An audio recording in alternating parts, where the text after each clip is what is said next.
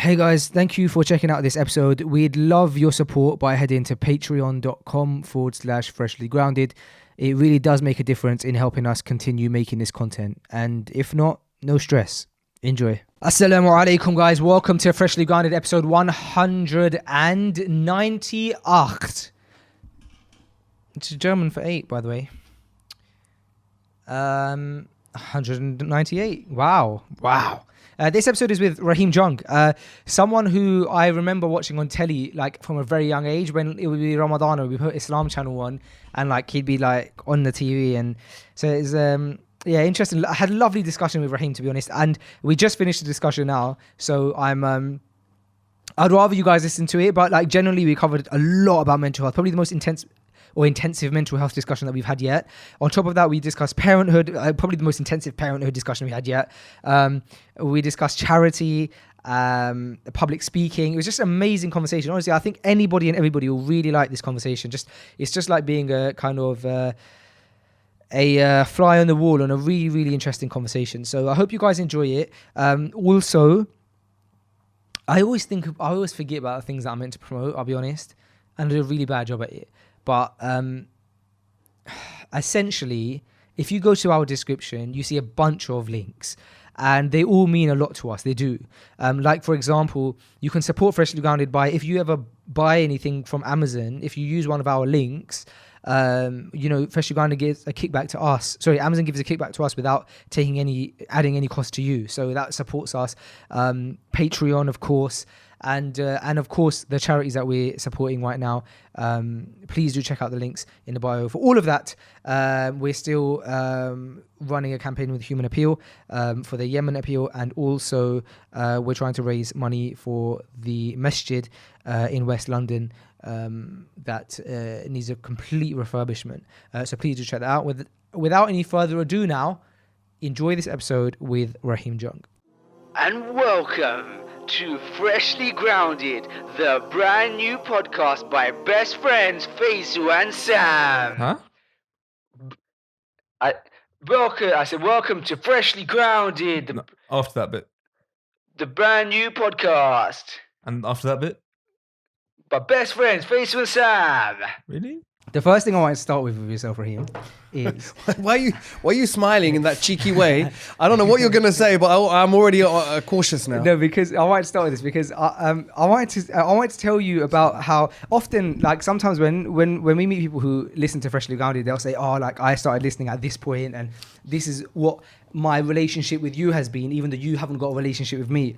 And so sometimes I feel like that with other people, and with you, that you're probably one of those people who I feel like that with, in that I feel like I have had a relationship with you before you've had hopefully what will become a friendship with me, inshallah. And what that was is, we grew up in a very liberal household, right?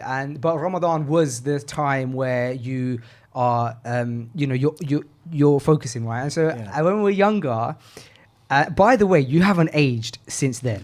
Not even a day. Alhamdulillah. So, you want to see how if you could hear my bones creaking, you wouldn't say that. Yeah. Fine. On perception, you haven't.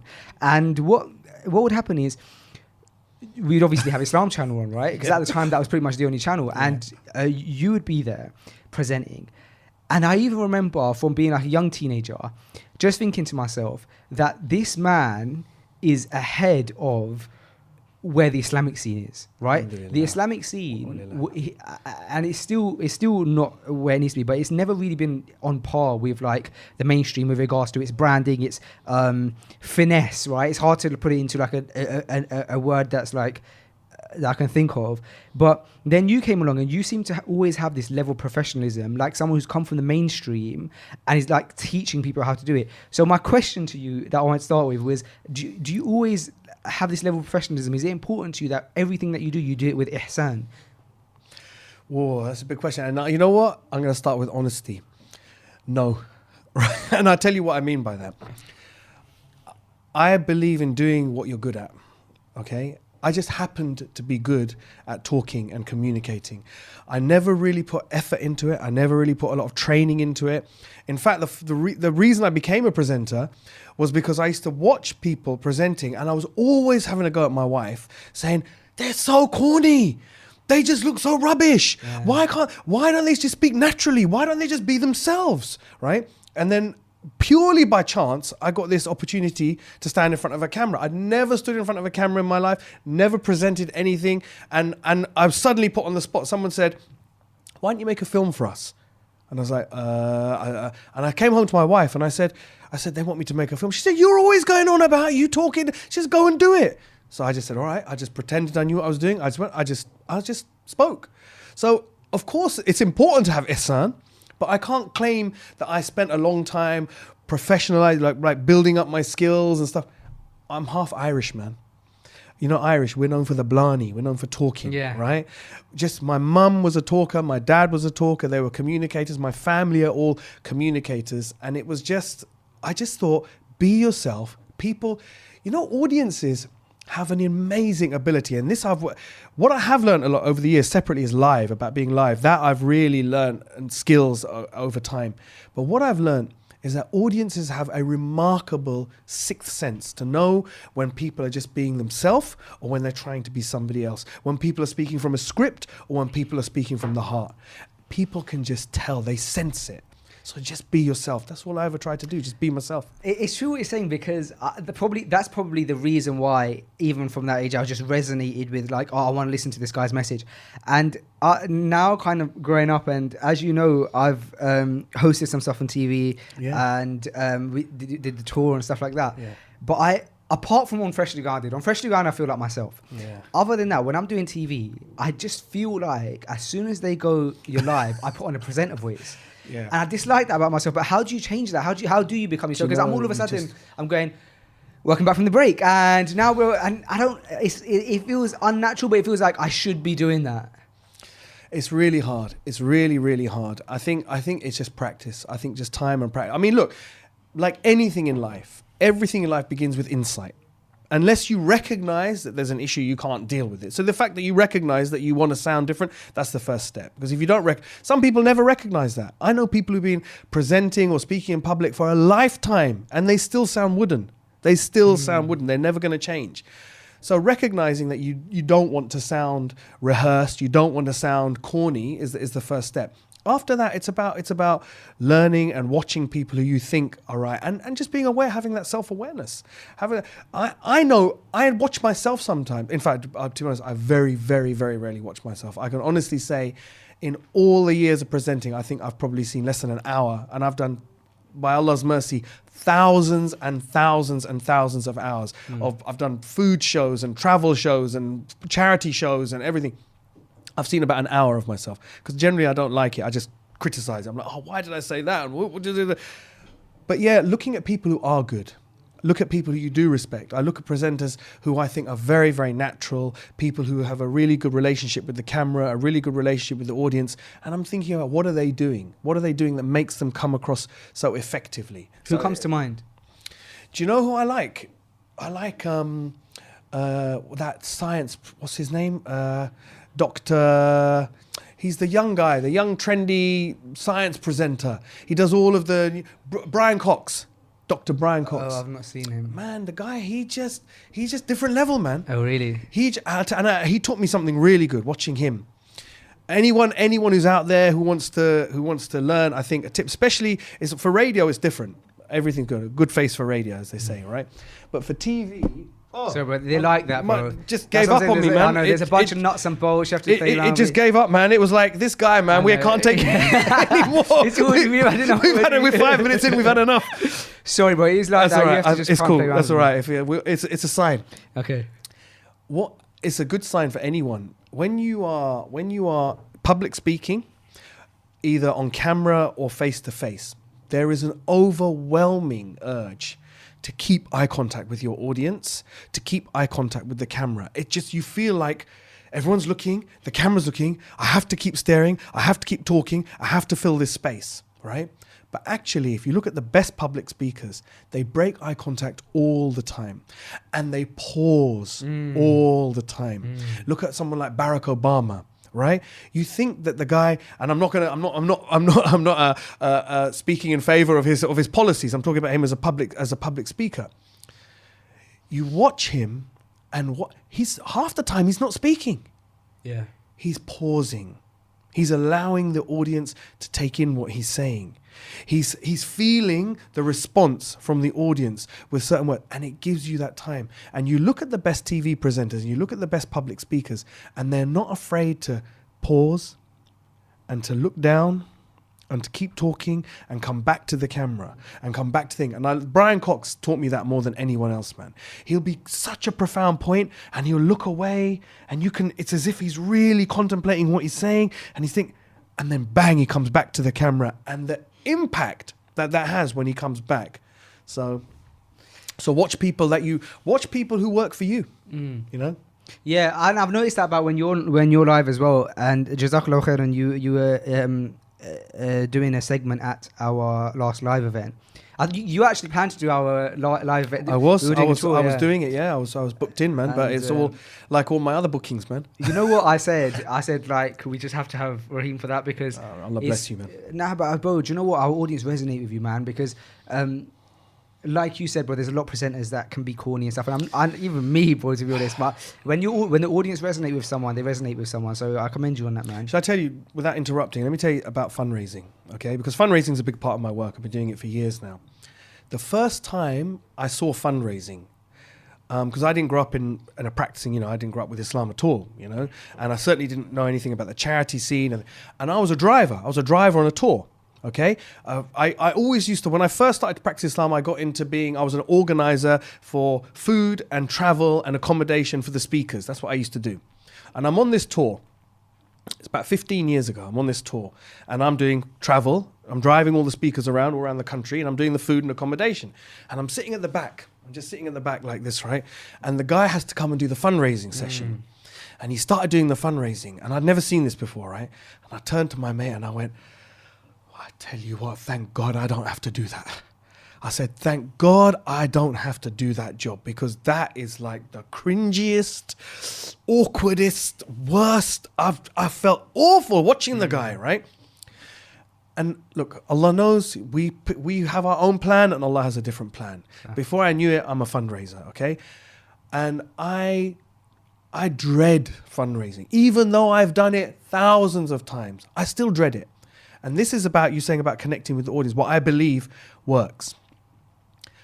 Every fiber in my body when I'm standing on stage wants the audience to feel comfortable.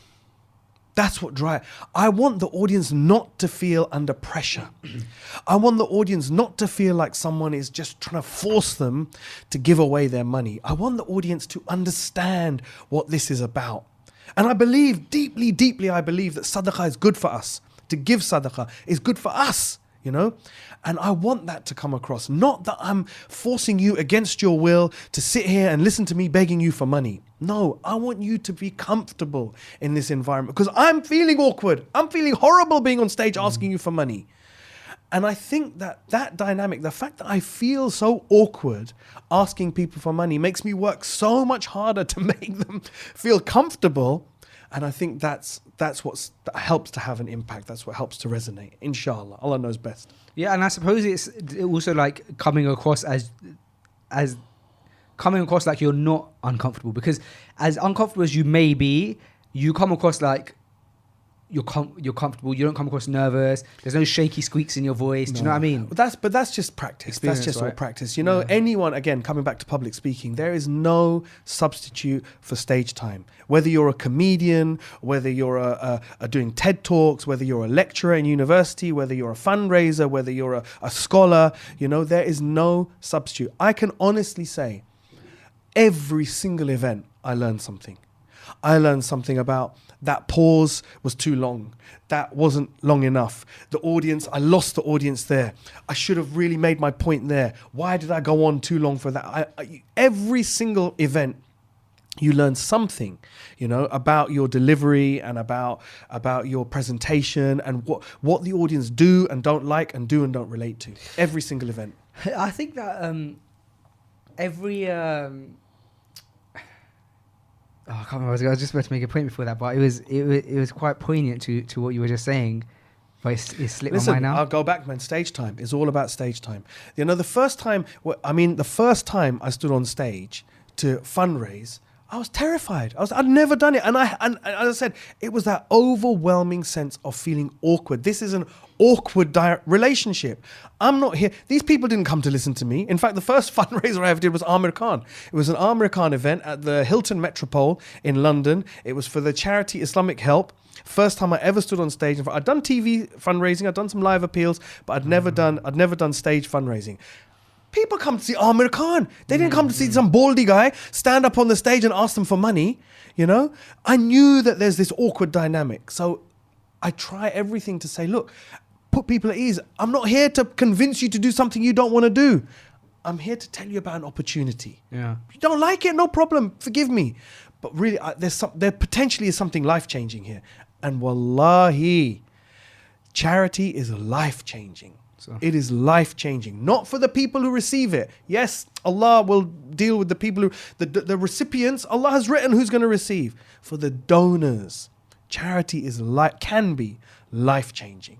Alhamdulillah. I want to go dip a bit more into charity, but I won't for now. Yeah. And just to round up on this topic, I was going to say that I don't know if this is a service that you offer, but I think that any organization would benefit highly from, and I'm talking like any type of organization, Muslim, non-Muslim, would benefit so much from just like consultancy, from training from you, like bringing in their staff and you like leading a workshop on presenting and just generally like these big organizations like Saudi Aramco and like the largest ones, they have entire departments who, when they bring on new employees, the new employees have to go through a training program with someone like yourself. And that person like yourself just teaches them how to be good communicators, how to present to their managers, how to deliver keynotes when they're doing their presentations, how to speak with their co-workers. Because what these companies are doing is they're bringing on highly skilled individuals, but they're highly skilled in their field. That doesn't make them great communicators. It doesn't. And they need to be, through any job, for any skill that you have, having great communication is a key, like just as a blanket. And so I feel like, I don't know, like I said, I don't know if it's something that you offer, but I feel like someone like yourself with all of the years of experience that you have, just training people on communicating, on having those tough conversations, because that's a tough conversation, bro. Like you said, asking people for money. Do you know, I mean, look, you know, my professional background, as I said, is in psychiatry, is in mental health. And that's something I said that, I want, before we came on air, I said something I wanted to talk to you about today. That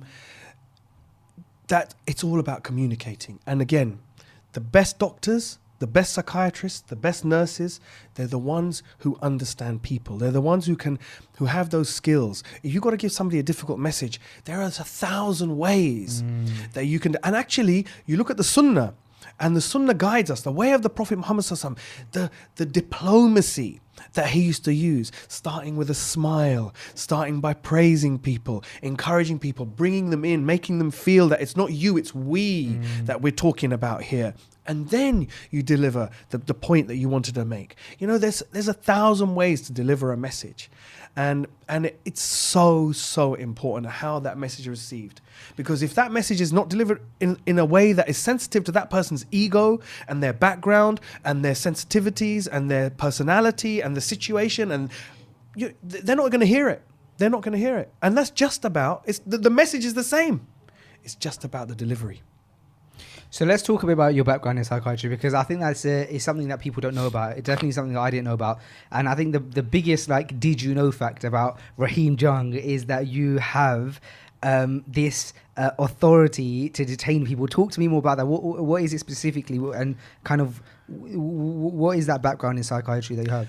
So I qualified first of all in social work back in 1999, and I didn't know I was going to be a social worker. I didn't really have much interest in being a social worker, but I have to go back a bit. So when I left school, one thing I knew is I didn't like studying. I hated studying the way people hate physical pain, right? That's how much I hate studying, okay? But I loved knowledge. I loved taking in information. I loved communicating. I loved the world and everything in it. Really, I did, right? But I hated studying. So when my parents said, as they typically do, you have to go to university, I went to university for like 2 weeks, right? And then dropped out. And I just said to mom and dad, ain't going to work. And I went into the music business. And I worked in the music business for like 6-7 years. I was working with major record labels, doing all that. And that all fell apart, alhamdulillah, because that's what led me towards Islam. then I was lost. I was lost for what I'm going to do. My whole life was the music business. Everyone I knew and all my friends and all my contacts and business, it was all to do with music business. What am I going to do now? And literally a chance, I bumped into a friend of mine. I was like, what are you doing? He goes, oh man, I got this wicked job, man. He goes, I work with disabled people and I'm getting like 300-400 quid a week and I just take them out to eat and I do this and I do. And I was like, man, I could do some of that. I was like, I could do some of that. And I started working with disabled people. And after about a year or two of that, I realized that there's a ceiling until you get qualified as a carer, and caring work is some of the best work I've ever done in my life. Probably when I think back at what made me happiest is when I was working as a hands-on carer. But you're limited until you get qualified if you can go any higher in management or in your salary scale or whatever. So I'm a young man. I just got married at the time. I was 25 years old. So I decided to go back to university and I studied social work. And I remember this moment where I had to specialize in my final year. And my tutor said to me, so what are you going to specialize in? Children? Are you going to specialize in, elder people? Are you going to specialize in, immigration? Well, I said, anything except mental illness. Wow, this seems to be a theme in your life, doesn't it? I said anything except mental illness. Could it be, sorry, I want to hear the story, but could it be Yeah. that the reason you often seem to have this pattern where you're like, oh, I wouldn't want to do X, is because maybe naturally you're actually so good at it that Allah knows best. like psychologically it's almost like I don't even want to go into that realm because that looks so challenging to me, and the character that I have is that if something's challenging to me, I'm going to give it my all. So perhaps you've done so well is because perhaps the reason you've done so well is because you've been given these challenges, alhamdulillah, by Allah, that you seem to have wanted to turn away, and because they seem so challenging to you, you actually attack them like never before, whereas if perhaps you found them easy, you would have probably done it half-heartedly, half-baked, perhaps.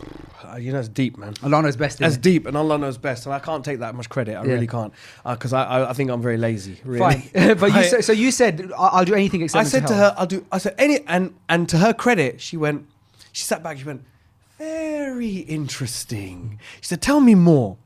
And I told her, I said, look, I grew up with, my dad had, really serious mental disorder as I was growing up. And my closest friend when I was at school, he developed schizophrenia when we were like teenagers, and I watched his decline from a normal kid into someone who was completely dysfunctional, unable to function and in and out of hospital. And I said, it's just left me feeling so damaged. I said, all of it. And she said, you should go into mental health. Wow. And it really made me think. And she said to me, she goes, you understand it. She goes, and I hadn't ever thought of it like that. That actually, and I totally got mental illness. The closest people in my life, I'd watched them suffer with serious mental disorders. I knew what a nervous breakdown was when I was 6 or 7 years old, because my dad, what does that mean to a normal 6-year-old? I knew because my mum was explaining to me, your dad's having a nervous breakdown. So I knew what that meant.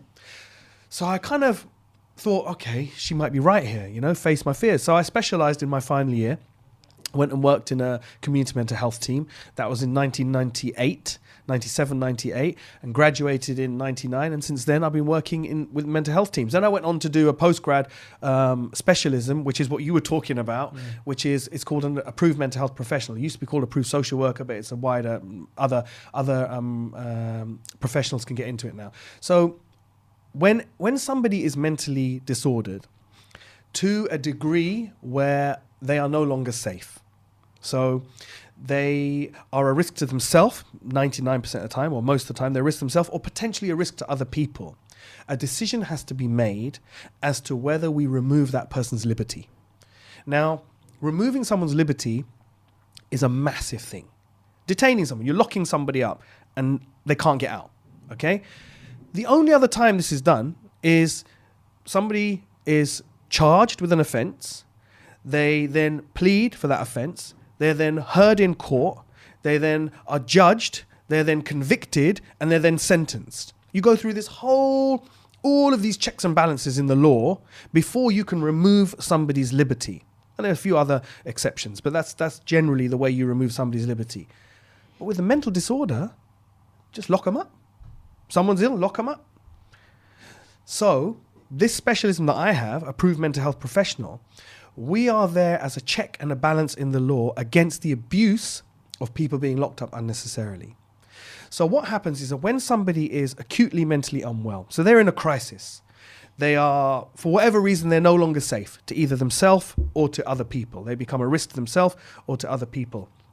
They'll be assessed by psychiatrists. 2 psychiatrists will assess them and make a decision about whether they recommend, it's called a medrec, a medical recommendation, that person should be detained against their will in a psychiatric unit. But the decision is not made by them. The decision is made by me and people like me. We're made by AMPs, so approved mental health professionals. So we hold the warrant to detain people for up to 6 months. Wow. Let's track it back a bit.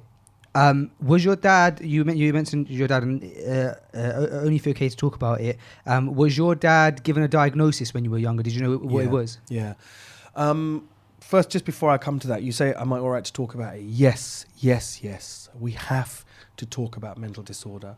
We have to talk about these problems in our society, in our community. Parents have to be able to talk. The prevalence of mental disorder in young people is like never, ever before. We've never seen anything like this.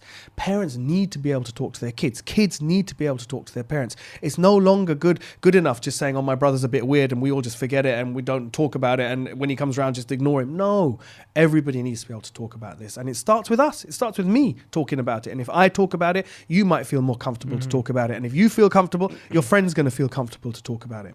So yeah. So my dad was diagnosed what we used to be called then with a manic depression. So manic depression, which is now known as bipolar disorder.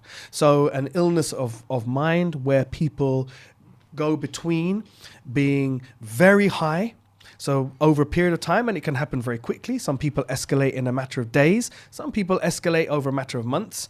And you get higher and higher and higher, where you have typically, and everyone's different, but typically where people will have less and less need for sleep, more and more talkative, more and more argumentative often, people unrealistic ideas, very grandiose, they can become sexually disinhibited, all sorts of kind of crazy super confidence. Become erratic. Yeah, erratic, but super confident. Okay. Super confident, super opinionated, super high, super energetic, feel like they can tear down a building, feel like they're the best person in the world, amazing business ideas, I don't need sleep, everything. And it's mania. They're slipping slowly into a manic episode.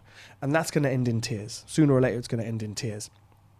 And people then crash. And they crash down into then the low, the depressive episode. And the depressive episodes can last, everybody's different. It can last from weeks to months to years, you know.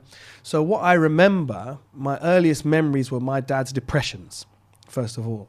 Is my dad, who was a very able person, he was highly educated, he was a chartered accountant, which, you know, for Asians back in the 1960s, that was quite unusual, you know. He was a chartered accountant, and he was very intelligent, and he was very erudite, and then I would just see this guy who couldn't even talk. Wow. You know, he couldn't even talk. He would come down in the morning for breakfast, and he was literally unable to talk, you know, just twiddling his thumbs, just like that. And we'd say, Mummy, what's wrong with Daddy? What's wrong? And my mum was a nurse. So my mum was a really good communicator, mashallah. I'm sure that's where I get. Yeah, that must be. She was a really good communicator. My mum was really good at explaining. You know, she would say, "Oh, you know, Daddy's got an illness, and the illness affects the way he thinks, and he's got chemicals in his brain, and some chemicals make us happy, and some make us sad, and sometimes we get too much of the sad ones and not enough of the happy ones." And she would explain it to us like that. And you know, when you're a kid, your life is your life. It's normal. It wasn't weird to us that my dad would get unwell, and then other times, my dad was a big Elvis Presley fan, right? Okay. Other times I'd come down in the morning for breakfast, and my dad was up 6 o'clock in the morning with a guitar singing Elvis Presley songs at the top of his voice. You know, that was normal for us. That's what life was. Dad was like that. Sometimes he was like that. Other times, as you grow up, you become more and more aware that this is not normal, that other people's dads are not like this. And so yeah, long answer to your question. Yeah, he had a diagnosis, and his diagnosis was manic depression. Do we know, or do they know to the level to which whether bipolar can be hereditary, or is it or it can't be? So look, I'm giving kind of any medical opinions. I'm always reticent to do that to some degree, only because the medics are the ones. However, and I don't mind saying this to any psychiatrists, a lot of psychiatrists are not very good. And I'm not saying that to any individual psychiatrist. I've worked with thousands of them. And some of them are useless, some of them are excellent. And you know what? It all depends on how good they are with people, in my opinion, how good they are with people. Because mental illness is really about understanding people. It really is, right? So your question, yes, undoubtedly, there is a hereditary component to all illnesses, like any illness. There is some hereditary component. How much of that is to do with environment and how much of that is to do with genetics is the question that's been going forever. You grow up in a household that becomes destabilized because somebody has a severe mental illness in that household. That's going to have an impact on you. But there's a lot of work done with identical twins, and that the work with identical twins shows how much is genetic and how much is environment. Although again, you could say they grow up in the same environment, but it's basically understood. So one of the things you will always ask in any mental health assessment is there a family history? Is there a family history of this illness in the family? Is there a family history of mental disorder? And it's not something that says there's definitely going to be a problem, but it's an indicator. It's an indicator. Yeah, it's interesting. It's very interesting, man. Mental health is obviously something that's important to everybody in the sense that there's been a lot of awareness raised about it, in recent years. At the same time, I think people are able to identify mental health issues a lot easier now because there's a lot more, like you said, conversation happening about it. And us ourselves, although I won't go into too much detail, have had a close family member who's also got bipolar.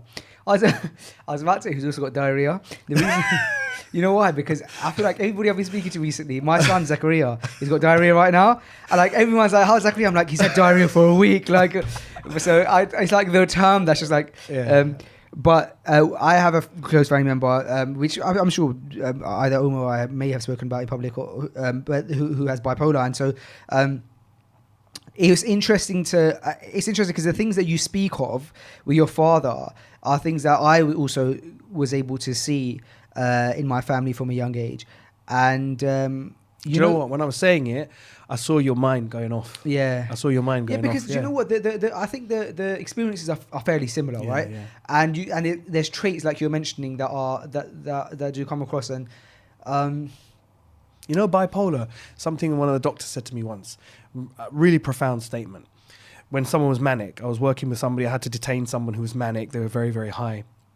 It was quite comical, really. He chopped down. He was a very wealthy guy. And he'd hired this chateau in France, right?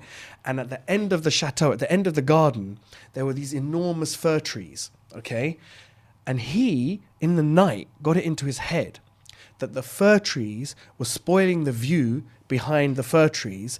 And he went out and he cut down all these trees in the night. When they get something in their head, he's convinced. And he was telling me the story about, he said, he was a very posh guy. He said, she said, the madame arrived and just broke down in tears. He said, she broke down in tears when I showed her all the trees were gone. And he cut down all these trees, right? But during this assessment, the doctor said to him something profound. He said, bipolar is the only illness that the sicker you are, the better you feel.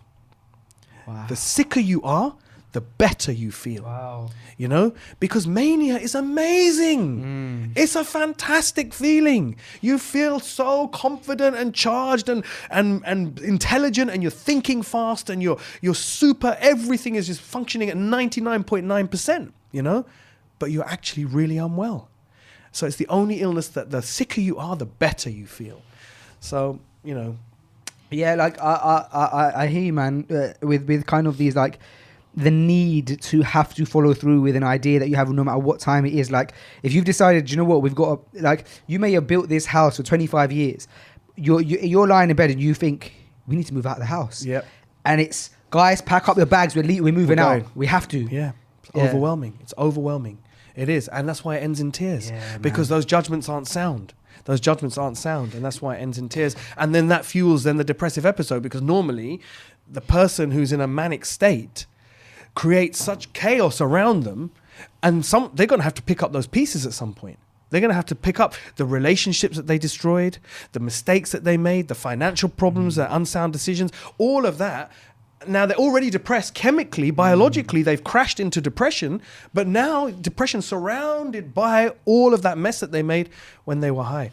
So before we were on camera, we were discussing about, you were saying that the mental health, there's a huge spike in mental health issues in young adolescents, Yeah. right? And is there a category of mental health that you can generally categorize that under? Because obviously manic depression / bipolar is probably like a level above. Yeah. So is there like a general category that you've seen across the board with younger people? Yeah, with younger people, what we're seeing, an epidemic really of anxiety, depression, low mood, self-harming, and some kind of body dysmorphia where people, are obsessed that their nose is too big or obsessed that their eyebrows. And remember that there's always a spectrum of thought. There's always a spectrum of thought in many of these mental illnesses and disorders. Me worrying about my eyebrows is one thing. Me worrying about my eyebrows all day is another thing. But when it gets to the stage that I now become dysfunctional, I now can't go out and talk to people, I now struggle with relationships, I'm now trying to talk to you about this and all I can think about is my eyebrows. It's now affecting me because I don't want to go to school anymore. I don't want to go to college. I'm afraid to attend a job interview. It becomes a disorder.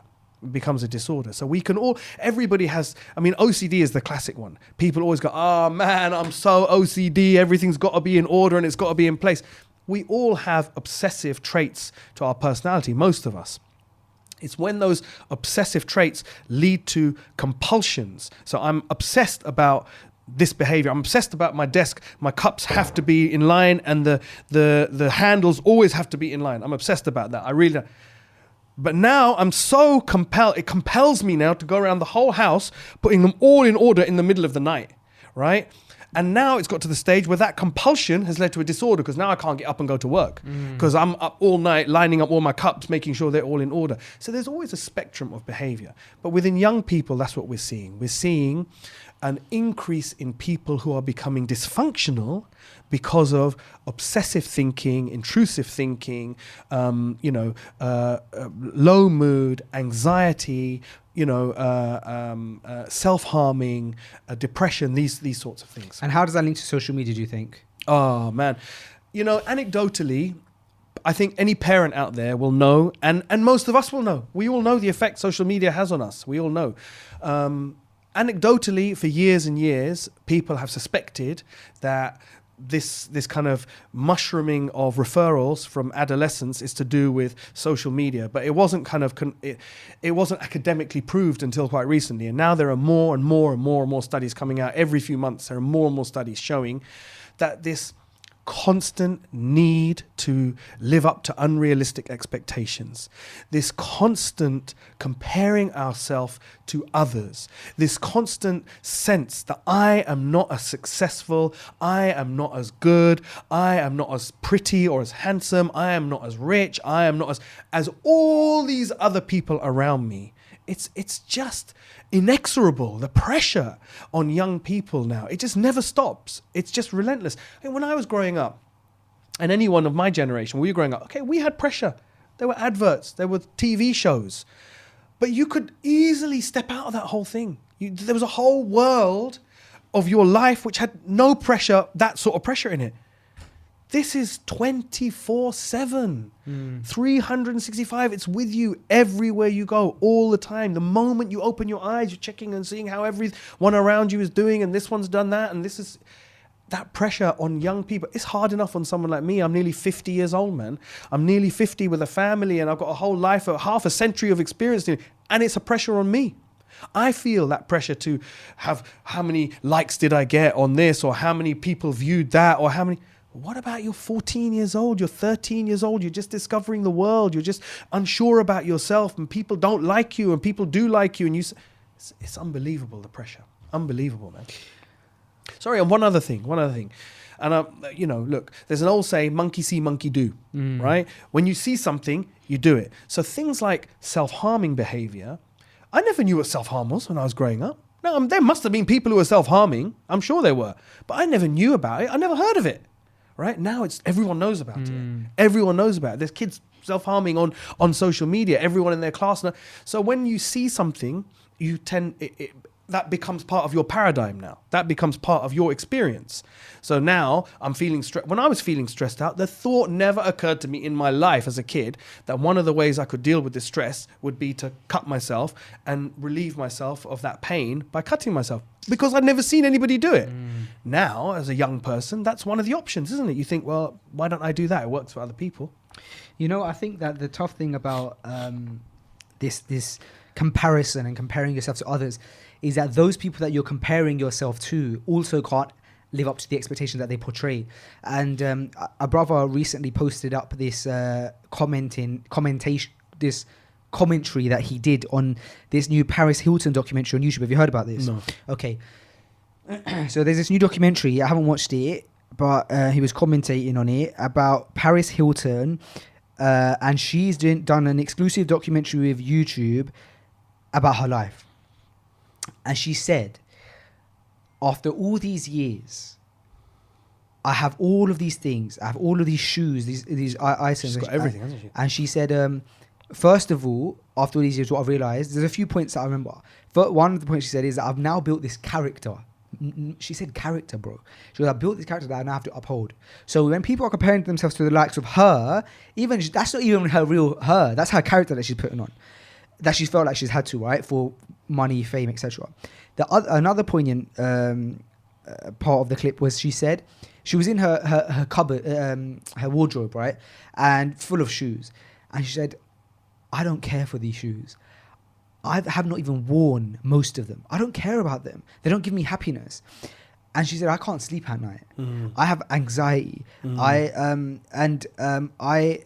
all of that's all the stuff I remember. The point is that there's people like her who people look up to who said I have all of the things that you guys would have wanted, the followers, the money, the fame.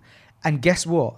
I can't sleep at night. I'm unhappy. So when we're comparing ourselves to those people are sometimes probably comparing themselves to you, saying, I wish I had a life that simple. Do you know what? I mean, look, they're kind of platitudes, they're stereotypical sayings, they're whatever, but they're absolute truths. They're absolute truths. We will never, ever find happiness in the things of this world.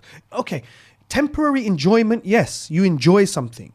But happiness, deep down, contentment and happiness is never, ever going to come from those things. It's going to come from much, much deeper things. It's going to come from the depth and the strength of the relationships around you. It's going to come from how good you feel about yourself. Not because other people tell you that you're good. Genuinely because of what you have done, what you have achieved for yourself, not for the sake of others. And ultimately, it's always going to come back to, as a religious person, it's going to come back to your relationship with Allah. That's where you're going to find peace and contentment. And we know it because all of us know it ourselves. We all know that I get the new phone. I've got my new phone. I was buzzing about my new phone. My new phone is so brilliant. And a month, 2 months, 6 months, however long it is later, this phone holds nothing for me anymore. It's nothing. I need the next one. So the goalposts will always, always, always change. I've seen that in my own life. Alhamdulillah, Allah has blessed me that I've had successful businesses and successful work, and my income, I'm in a completely different income bracket from just when I got married. When I got married, I remember £30. Spending £30 on the shopping was stress, man. Stress. I remember saying to my wife, how much did we spend? £30 on the shopping, right? Now, £300, it's nothing, you know? But has that changed my happiness? Has the fact that my income level has gone up? And it doesn't. Your happiness is never going to be related to these things. And you know what? I want to come back to that. Something I said to my son, because this is something that he's really had to deal with. He's, you know, you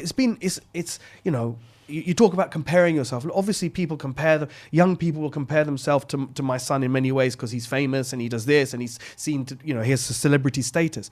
The first time he had like a real sort of fame experience, he was performing in South Africa at some sort of Nelson Mandela thing, right? He just turned 16. I remember he might have still even been 15 years old. How old is Horace now? 23. Okay. Right? So he was 15 or 16, okay? And he performed in front of 30,000 people in South Africa, right? 30,000 people in South Africa. And I picked him up at the airport. I wasn't even there. My brother went with him. I couldn't go, right? So my brother went with him and I picked him up at the airport. Yeah, can you imagine? I can't. He's 15, 16 years old. He was either just turned 16, I remember, or he was still 15. And he was in the car and he was going, Abba, unbelievable. He goes, the crowd the bodyguards had to stop the crowd from grabbing me. And this, and I let him enjoy the moment. And then I said to him, listen, I said, look, I said, you don't know now.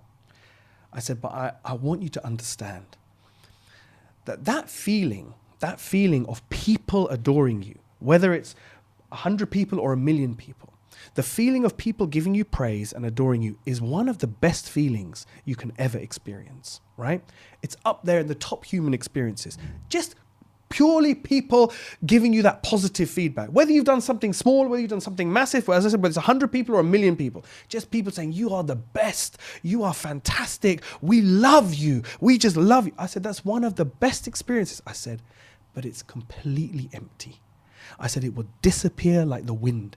I said, it will never sustain you. It will never give you happiness. It will never give you contentment. All it will ever do is give you a temporary buzz. Your happiness is going to come from who you really are. Your relationship with Allah, the relationship you have with your parents, your siblings, how good you are as a person. I said, these things are what's going to give you true happiness, not this fake stuff out there. And that's what we all have to, all of us, no matter our age, where we are.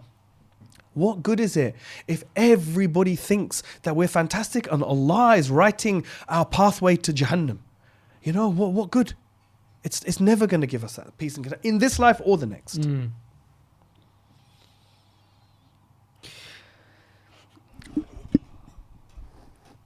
I think the problem with so I quit social media.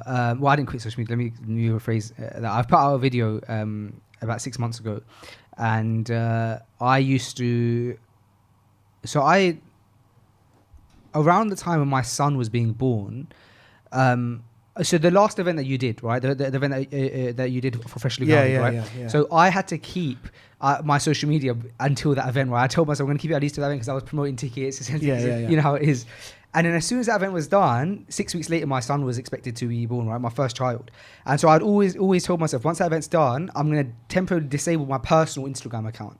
The Freshly Grounded one would still exist. And the reason is because like you explaining, it's like your phone is handcuffed to your wrist. And I just wanted to enjoy the last 6 weeks of it's just me and my wife, the last 6 weeks of just even being present, anything you need. And at any point now, we have to go. And so I loved it, man.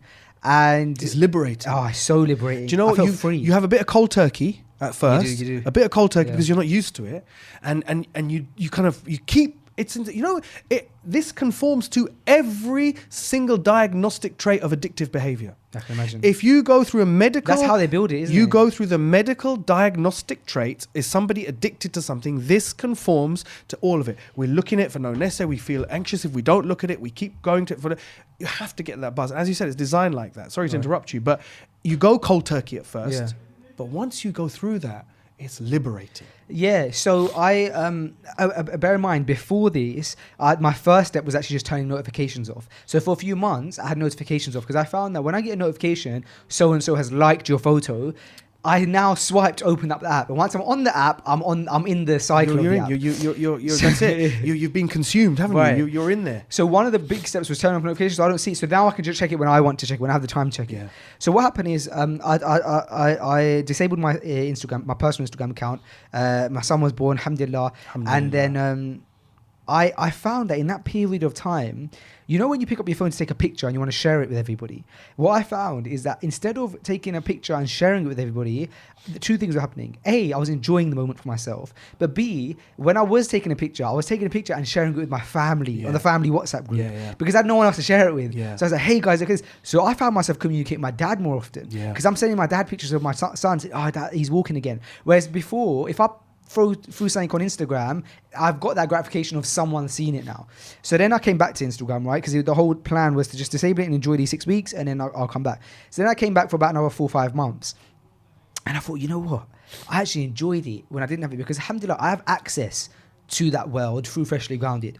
And I felt like, you know what? Allah has given me an opportunity that He hasn't given everybody, right? Where I can still have access to a world, but there's a bit of a barrier between it. Allah has given me Freshly Grounded. Maybe one of the reasons that Allah has given me Freshly Grounded is so that I can detach myself a bit. Why would I not take that opportunity? So I kind of still feel I'm getting the best of both worlds.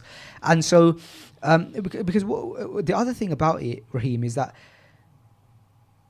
there's this other angle of like, this anxiety that comes with the idea of knowing that anyone and everyone can access you at any time, right? Yeah. Now, I'm not a celebrity and I didn't have like hundreds of thousands of followers, but still, if somebody wants to send me a message, they can. Someone can access me instantly if they want to, and I can and I'll check it. Best know I'm going to be checking it a few times a day.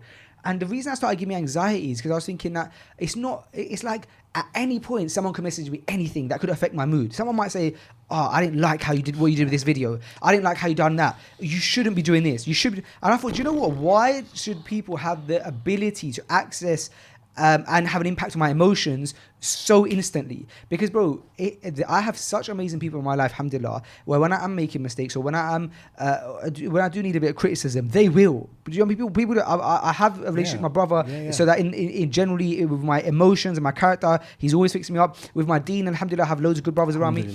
So and I appreciate when they come to me with that. But the person who's sending me a message isn't able to use hikmah because they don't know what my state is at the moment. Because if I've just heard the news that my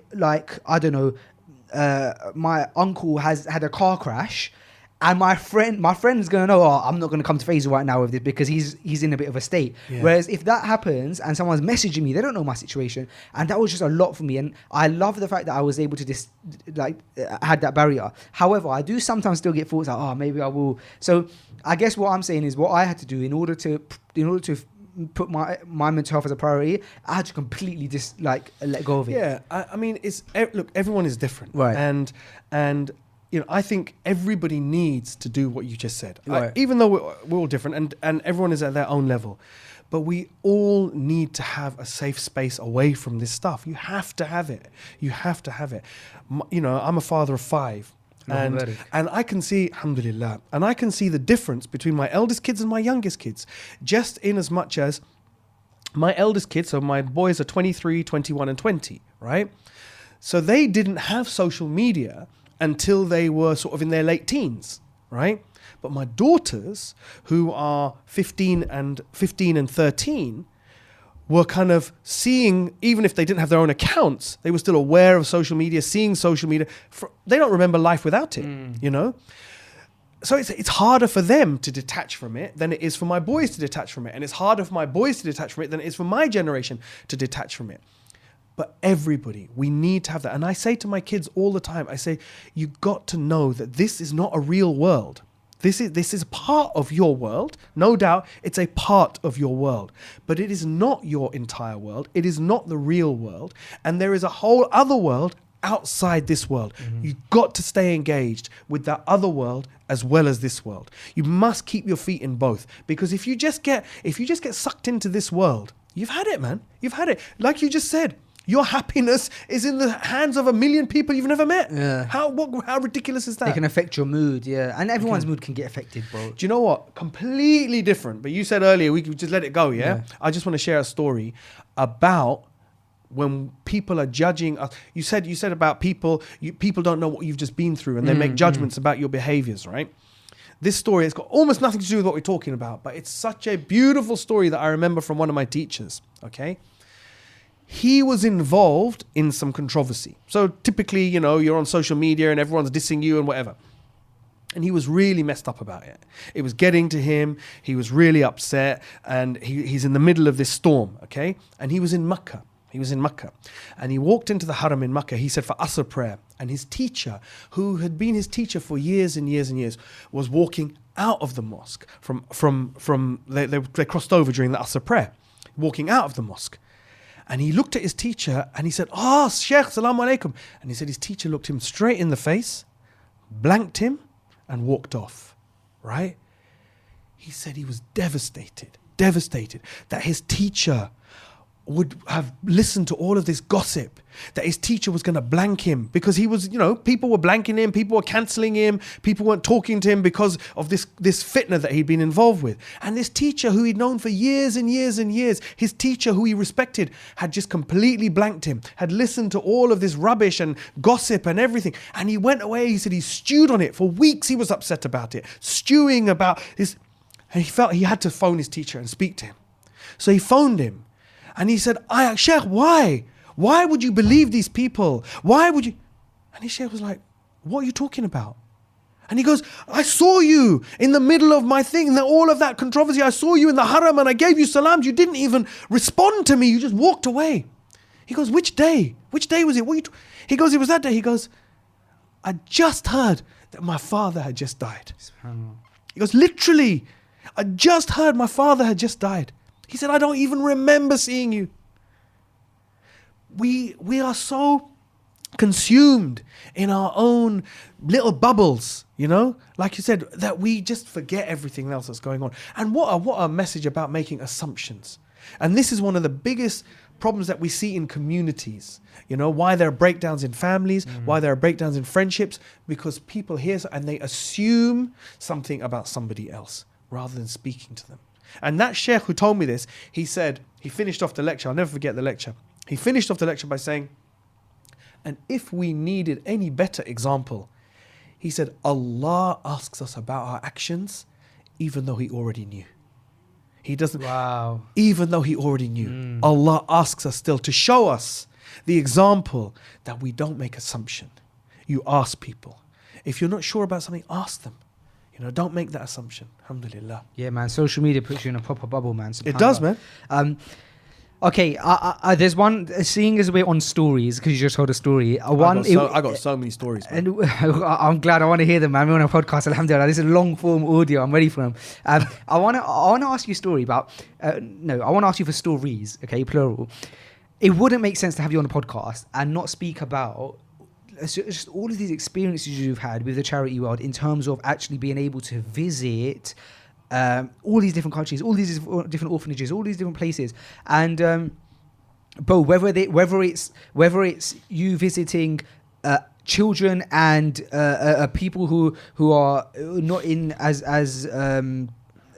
not in the position that we're in, or if it's even like historical landmarks. Because the one that comes to mind is, I remember when you were doing a so this comes back to the time when we used to put on Islam channel, right? Yeah. And you were doing a documentary about, and you were in the mountains, right? And I think maybe cave, in a cave. I don't want to. Do you remember that one? And it was a really well made documentary. Was this from Makkah and Medina? Yeah, I think so. I think so. So anyway, I know you've done a mad amount of traveling. You've visited amazing historical landmarks in the Islamic world. You've been able to visit different types of projects in the charity world. I kind of just want to leave it open ended and I just want to hear some of those experiences, man. Do any come to mind that you think that would affect, or no? Do any come to mind that you feel like our audience wouldn't have heard this kind of story before? Because we've become a bit desensitized. We are desensitized, and it is really hard because I can't think of anything that the audience wouldn't have heard, because look, it's refugees, it's orphans, it's the victims of floods or disasters, and we one of the problems again with social media is that we're bombarded with all of these images of so much pain and suffering that as humans we have to shut off. We just have to. We have to. You can't carry all that around with you. You drive yourself crazy. So we are desensitized to it. But when you see the situation that people are in, it is a different level, man. They have suffered pain and hardship that we cannot even begin to imagine. And this is the thing that gets me. It's a wider issue as well. SubhanAllah. You see people who have nothing in this world. And I mean like the Rohingya refugees that I met a couple of years ago, who have 2 pieces of clothing in this dunya. They don't even have chappal. They don't even have sandals. They have a lungi and a t-shirt. And that is all they own in this world. They don't know where their next meal is coming from. But they believe that Allah is their provider.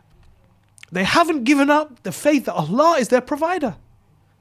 You imagine, they've got nothing. Literally, Allah has provided them with nothing. But they believe Allah is their provider. They haven't lost that iman. That is staggering. I don't think if you put me in that situation, losing my children, seeing my family tortured and burnt, and I still believe Allah is Ar-Rahman, I still have the iman to believe that Allah is the most merciful, but I've seen my family murdered and tortured. This iman that the people have, and that's when the reality comes to you. The Prophet Muhammad said, the miskeen will enter Jannah 500 years before the rest of us. You think this is what it's talking about. They're on a different plane of iman to us. The test that they've been through, but they haven't given up their faith. Well, I see you getting emotional, and the reason the reason that surprises me, is because we just spoke about desensitization, right? And we often become desensitized to these things, and you would almost think that if anybody were to become desensitized to these things, it would be you, because you're constantly there, you're constantly seeing this. It's kind of like the norm for you to see this kind of stuff, yet when you speak about it, you can't hold back your tears. Why is that? It's funny because the tears thing, a lot of people criticize me. Really? Say, oh, you're always crying about this and you're crying about that. I hate crying in front of people. I feel so embarrassed every time I well up. I'm trying to do whatever I can to hide it, whether I'm on stage or on TV or in front of someone. I can't help it. It just comes out. It's the same with my mental health work. You see the most horrendous abuse, the most horrendous situations, traveling around the world, the most horrendous, unimaginable stuff that people have had to deal with. When I'm actually there, it doesn't affect me. When I'm actually dealing with the assessment of the woman who's just been beaten up and she's also got mental illness and now I'm going to have to detain, it doesn't affect me at the time. But when I sit back and I think about it and I retell it and I communicate that to others, I become completely overwhelmed. So even the way you tell it is so captivating. It is, but it's overwhelming. It is over. At the time, I don't think, in fact, when I first got into social work, a social worker said to me, one of the really experienced ones, she's passed away now. And she said to me, you can't carry this stuff around. She goes, if you do, you won't survive. You won't last. You'd burn out after a year or 2 years or 5 years, whatever. You can't. And it's the same if you're working out with the refugees, if you take if I just go to the top of my head immediately. Last year I saw, a woman living in a garage in Beirut, a concrete bunker with disabled children. This is her life. You take that story with you, carry that around with you, take that home with you. You can't. You add that to then a day later, I met a 21-year-old boy who's shot in the spine, paralyzed, lying on the floor in a tent. 21 years old. He's got what is his life? No medical treatment, no therapy, no occupational therapy, no physiotherapy, no access to medicine. He's 21. He's got a bullet in his spine. He's lying on the floor in a tent. You take this stuff with you everywhere you go. You can't handle it. No one can handle it, man. You can't. It reminds me of the documentary. There's a documentary I really like police documentaries and stuff. I studied criminology at university. Did you? Yeah. So I really am always intrigued about the criminal mind, but also just generally like how societies work. And one of the some of the modules that you have in that are stuff like social psychology or sociology and stuff. And so I'm really into. I don't like watching too much TV, but I'm really into kind of like police documentaries and stuff like that, and ambulance documentaries and stuff. And what you see in these documentaries, there's this documentary on BBC iPlayer right now called Ambulance, right? And they show two sides of. So they'll show a case. They'll show it from the complete journey, from the phone call coming in all the way to the end result of the person being treated, or even in some cases the person dying. But they also show it from two angles, which is really interesting. They show it from the operator who's dealing with them on the call, and the paramedic who's actually on scene. The paramedic going on the journey and treating them, and the operator speaking to them on the phone. And what you see is you actually see that the people who are affected more are the operators, because the operators are listening and trying to guide you through until the paramedics can take over, until they arrive. And they're on the phone and they're hearing stuff like, and the other thing is, bro, the paramedics get some kind of closure, maybe because they see it, right? Yeah. Whereas the operators are just hearing things. So there was this one where the operators answered the phone and they've said, And stabbings is actually something I want to talk to you about anyway. But they're hearing about this stabbing, right? And it's a 17-year-old who was stabbed by a 16-year-old. The 16-year-old actually ends up getting 16 years in prison because of it, because of one decision that he decided to make at 16 years old in Stratford. But anyway, 17-year-old boy is stabbed, and the operator is dealing with it, trying to tell them what to do. At the same time, the operator is trying to arrange for the helicopter team, which is, there's only one helicopter team in London that has like these on-call doctors who are specialised in this, and they have to do a procedure, which is the very final procedure in order to try and save human life, which they try to do as literal as possible. But it's when the doctors on the scene have to open up that person's chest, right? Yeah. And they have to do that. And the operator is like shaken up by it because they're just hearing that all this stuff has to be done, and they can't. And then as soon as the paramedics taken over, they hang up and they go, "Hello 999, what's your emergency?" To the next call, bro. And it's like, and they were just saying the same thing that you were. You just can't carry with you because it's so much, and they're allowed to like take breaks after a call and take a breather. But I suppose when you're traveling, you don't get to because you're involved in that. But even on that, bro, and I do want to go back to the stories, but on that, you're someone who has. But did you grow up in London? Yeah. So you've grown up in London, and you've seen the spike, right, in stabbings in young people. And in this ambulance documentary, they're talking about this as well. And they were saying that when they were younger, you'd hear about this maybe once, like 2 or 3 stabbings maybe in a year or in 6 months, and now they have to deal with, I think, like 3 to 5 in like a couple of days. And have you seen that rise as well as you've grown older? And what's it like having children? As you mentioned, you've got boys and girls between 13 and 23. What's it like as a parent, bro, like knowing that that's what it's like now? As a parent, it's terrifying because my boys were exactly that demographic. They were exactly in that age group of people who, as we've seen over the last 5 years or 10 years, whatever it is, they were 13 to now in their 20s. Now, alhamdulillah, they're just getting out of that age group now. 23 and 21 and 20. They're kind of just edging out of that. I mean, no one's safe. We know that. No one's safe. But they're just edging out of that kind of age group. It's terrifying. As a parent, you hear of a stabbing and you are actually afraid of then you hear the age and you're actually afraid it's one of your kids, because it was an epidemic, last year or the year before. I don't know, the records have been going up and up and up and up. Yeah, man, it's not and it's on our doorstep. It's on our doorstep. And I live, I'm lucky, blessed, whatever way you look at it, that my parents just happened to pick an area of London which has turned out to be an affluent area. They didn't know when they bought the house it was worth peanuts when they bought it, right? And it's turned out to be a very kind of middle class, white area of London where you don't get this kind of stuff, supposedly. On our doorstep, man. Right on our tube station, right at the bus stops, all around us. Kids are getting stabbed and being murdered, And it's terrifying. And when you hear that the murderer is 16, bro, you think, that kid, he's going to regret that. I know. It is, but it is a tragedy. It's a tragedy for the person.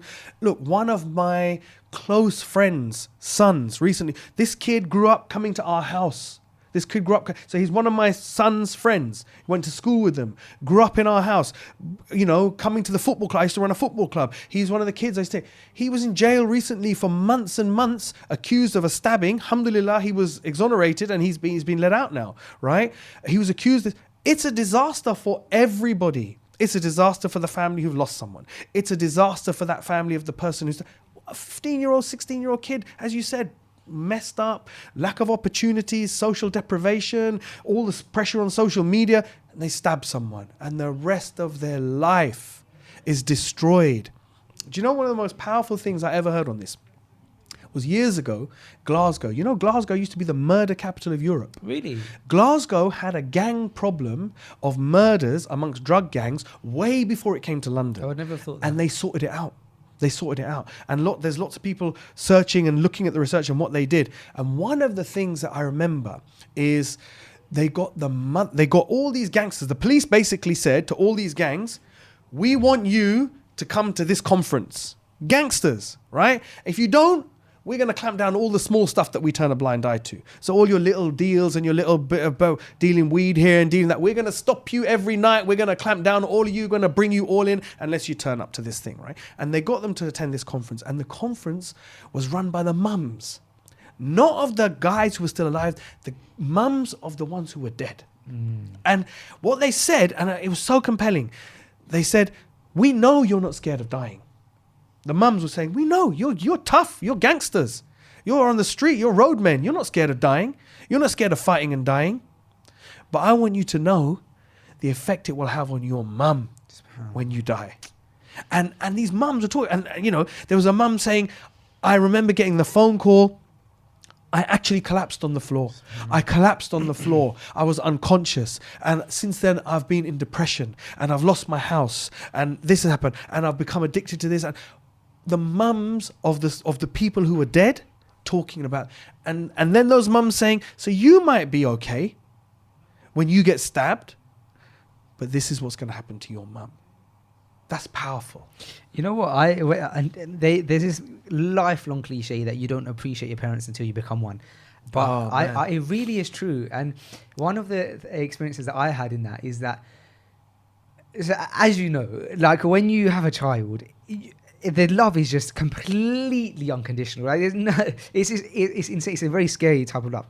But you know, when you think about your parents, and you might even think like, oh, like my parents don't even like really rate me that much, etc., etc., right? But then what happens is when you become a parent, you realize that all these little things that your parents do is because of that love that you have for your parents. They have the same for you. So like my mum rang me, right?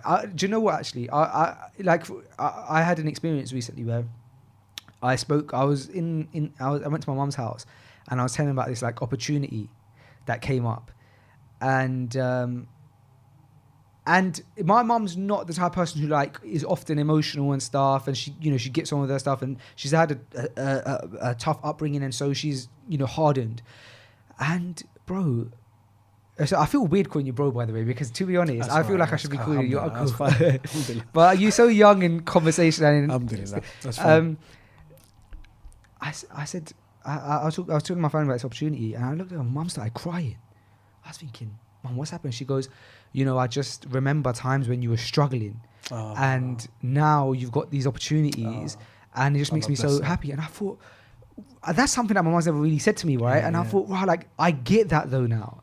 And so that was like a big one where it's obvious, right? Where like there's love, but there's now I see little things. Like for example, my mum rang me the other day. She was like, oh, I made this pasta, and if you're around, just come pick it up. Yeah. And I was thinking, do you know what? That's not like normally I'll be like, all right, cool, mum. Yeah. But I thought, do you know what? I get that now. You get it. Because now, like, if Zachary is older and I've made something and it will make his day a bit easier, Exactly. I'll be like, yo, Zachary, I've made a bit of pasta. know Come what? pick up. Don't worry about food today. Now I'm like, wow, my mum like loves me like that. Do you know what?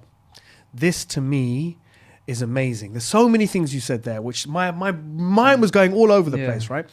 First of all, on that experience, I actually had a slightly different experience, my own experience. When my son was born, and he was born, it's funny, he was born on a day of national celebration, because what happened was we had 18 years of Tory government, right? Oh, really? 18 years, and the day the new Labour government came in was the day he was born, right? So the whole country was celebrating, right? And I was celebrating because my son was born, right? Yeah. So I always remember that, yeah? Who was that, by the way? Paris. No, yeah? who Labour, Tony Blair. Oh, Tony Blair, Tony okay. Blair came in, yeah? What a disaster that turned out to be. Anyway, a separate matter, right? But I remember two things. One, agreeing with you, and one, not agreeing with you. When I came home with the baby, I didn't feel this overwhelming love, right? Same. I just felt massively intimidated. Yeah. What the heck am I supposed to do with this? No one told me about babies. What does it eat? How many clothes does it wear? I just was overwhelmed, right? I was overwhelmed. The love grows, of course. Absolutely unconditional it becomes. At first, I didn't feel it. I just felt more fear than love, right? At first. But immediately, I saw my parents differently. And I realized they were just the same as me. They didn't know what they were doing. They didn't know what they were doing either. And the whole way through childhood, when your kids first misbehave, how do you deal with it? Yeah. How do you discipline them? When they first say no, when they first refuse to do, when they first get friends that you don't approve of, when they first don't come home the first night they don't come home, when they don't answer your calls. And even now, 23 years old, I'm still getting those back. My parents were the same as me. They didn't know what they were doing. They were just doing their best. And that's all they do. That's all parents can do. We just do our best.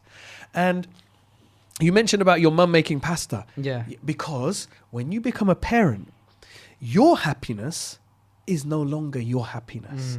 It's their happiness. The happiness of your kids becomes your happiness. And this is so profound, right? Because the Prophet Muhammad ﷺ said, he said, marriage is half your deen. Now, for years, I used to rack my brains about this, right? How can marriage be half?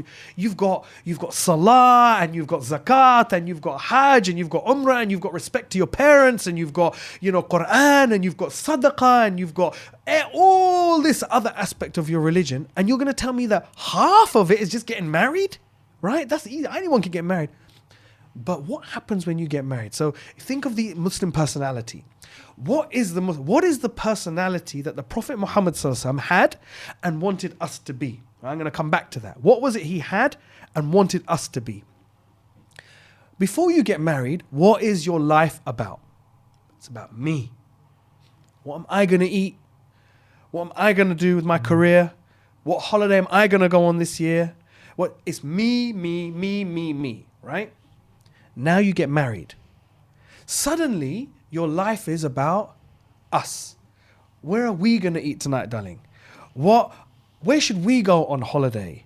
How are we going to save up for our future? You're no longer thinking about you. You're thinking about two people, right? You're now putting someone else's needs equal to your own and inshallah ahead of your own. If you're a good husband, if you're a good wife, you should be putting the needs of the other person ahead of yours, right? Then you have children, right? Children completely, your needs go out the window. I can't remember the last time what I wanted for dinner. It's what my kids want for dinner. It's when my kids want to go on holiday. It's what everything. My money is for my kids' future. My hard work is for my kids' future. Everything becomes about others. And this is coming back to the personality. What is the essential Muslim personality? To put others before yourself. This was the Prophet Muhammad ﷺ's character. In every situation, not just with his family, in every situation, he put others, their needs, their desires, their requirements before himself. Marriage is where we learn that. We learn the essence of the Muslim personality, that this is not about me, it's about what I can do for others. And if you can find that as a married person, first of all, you find that as a husband, that changes your character. You begin to think about others. You then do it for your children. Inshallah, change your character even more. That will ripple out through your community. It will ripple out through your community. I'm now not someone who's just locked into what's good for me. I've learned to think about the needs of others. This is why Islam is half your religion, because it forms your personality. Marriage is half your deen. You know what? As a father, you come across to me. I might be wrong because I've only met you a handful of times, but you come across to me as someone who is more of a friend to their children as opposed to like a disciplinary, right? First of all, would that be an accurate assumption to make? And secondly, is that because you grew up in a situation where your dad was fighting mental illness, and therefore you want to be able to make sure that you can kind of give your all to your children? Is that it? First of all, is that an accurate? Do you know what? It's all of those things, man. It's all of those things, and it's more, right? We learn parenting from our parents. Yeah. Right? It's proven. We learn parenting from our parents. We have a blueprint inside us, which is made by the experiences of childhood. And we will automatically default as a parent. Things that you parents used to say that you used to hate. I used to hate my mum saying things like to me, you take that smile off I'll wipe that smile off your face if you don't look at me. Or you start saying the same things. Yeah, you start saying the same phrases, right? Because you learn parenting from your parents. You know, the most powerful, the most compelling and powerful example of this is domestic violence, right? This is so deep. Young men who grow up in, and I'm going to answer your questions, but listen, man, I'm off all over the place, right? This is how it is, man. Listen, young men who grow up in a home in which they witness domestic violence. I'll just imagine that for a moment now, okay?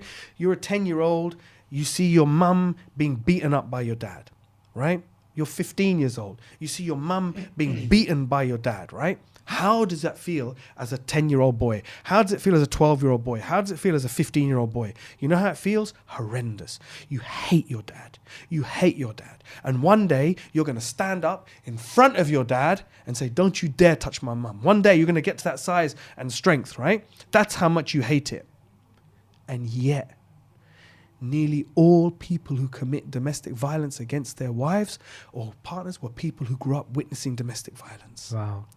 That is how powerful our environment has on us. However, because that's depressing, that's deeply depressing, Yeah. right? Yeah. However, everything changes with insight, like I said earlier.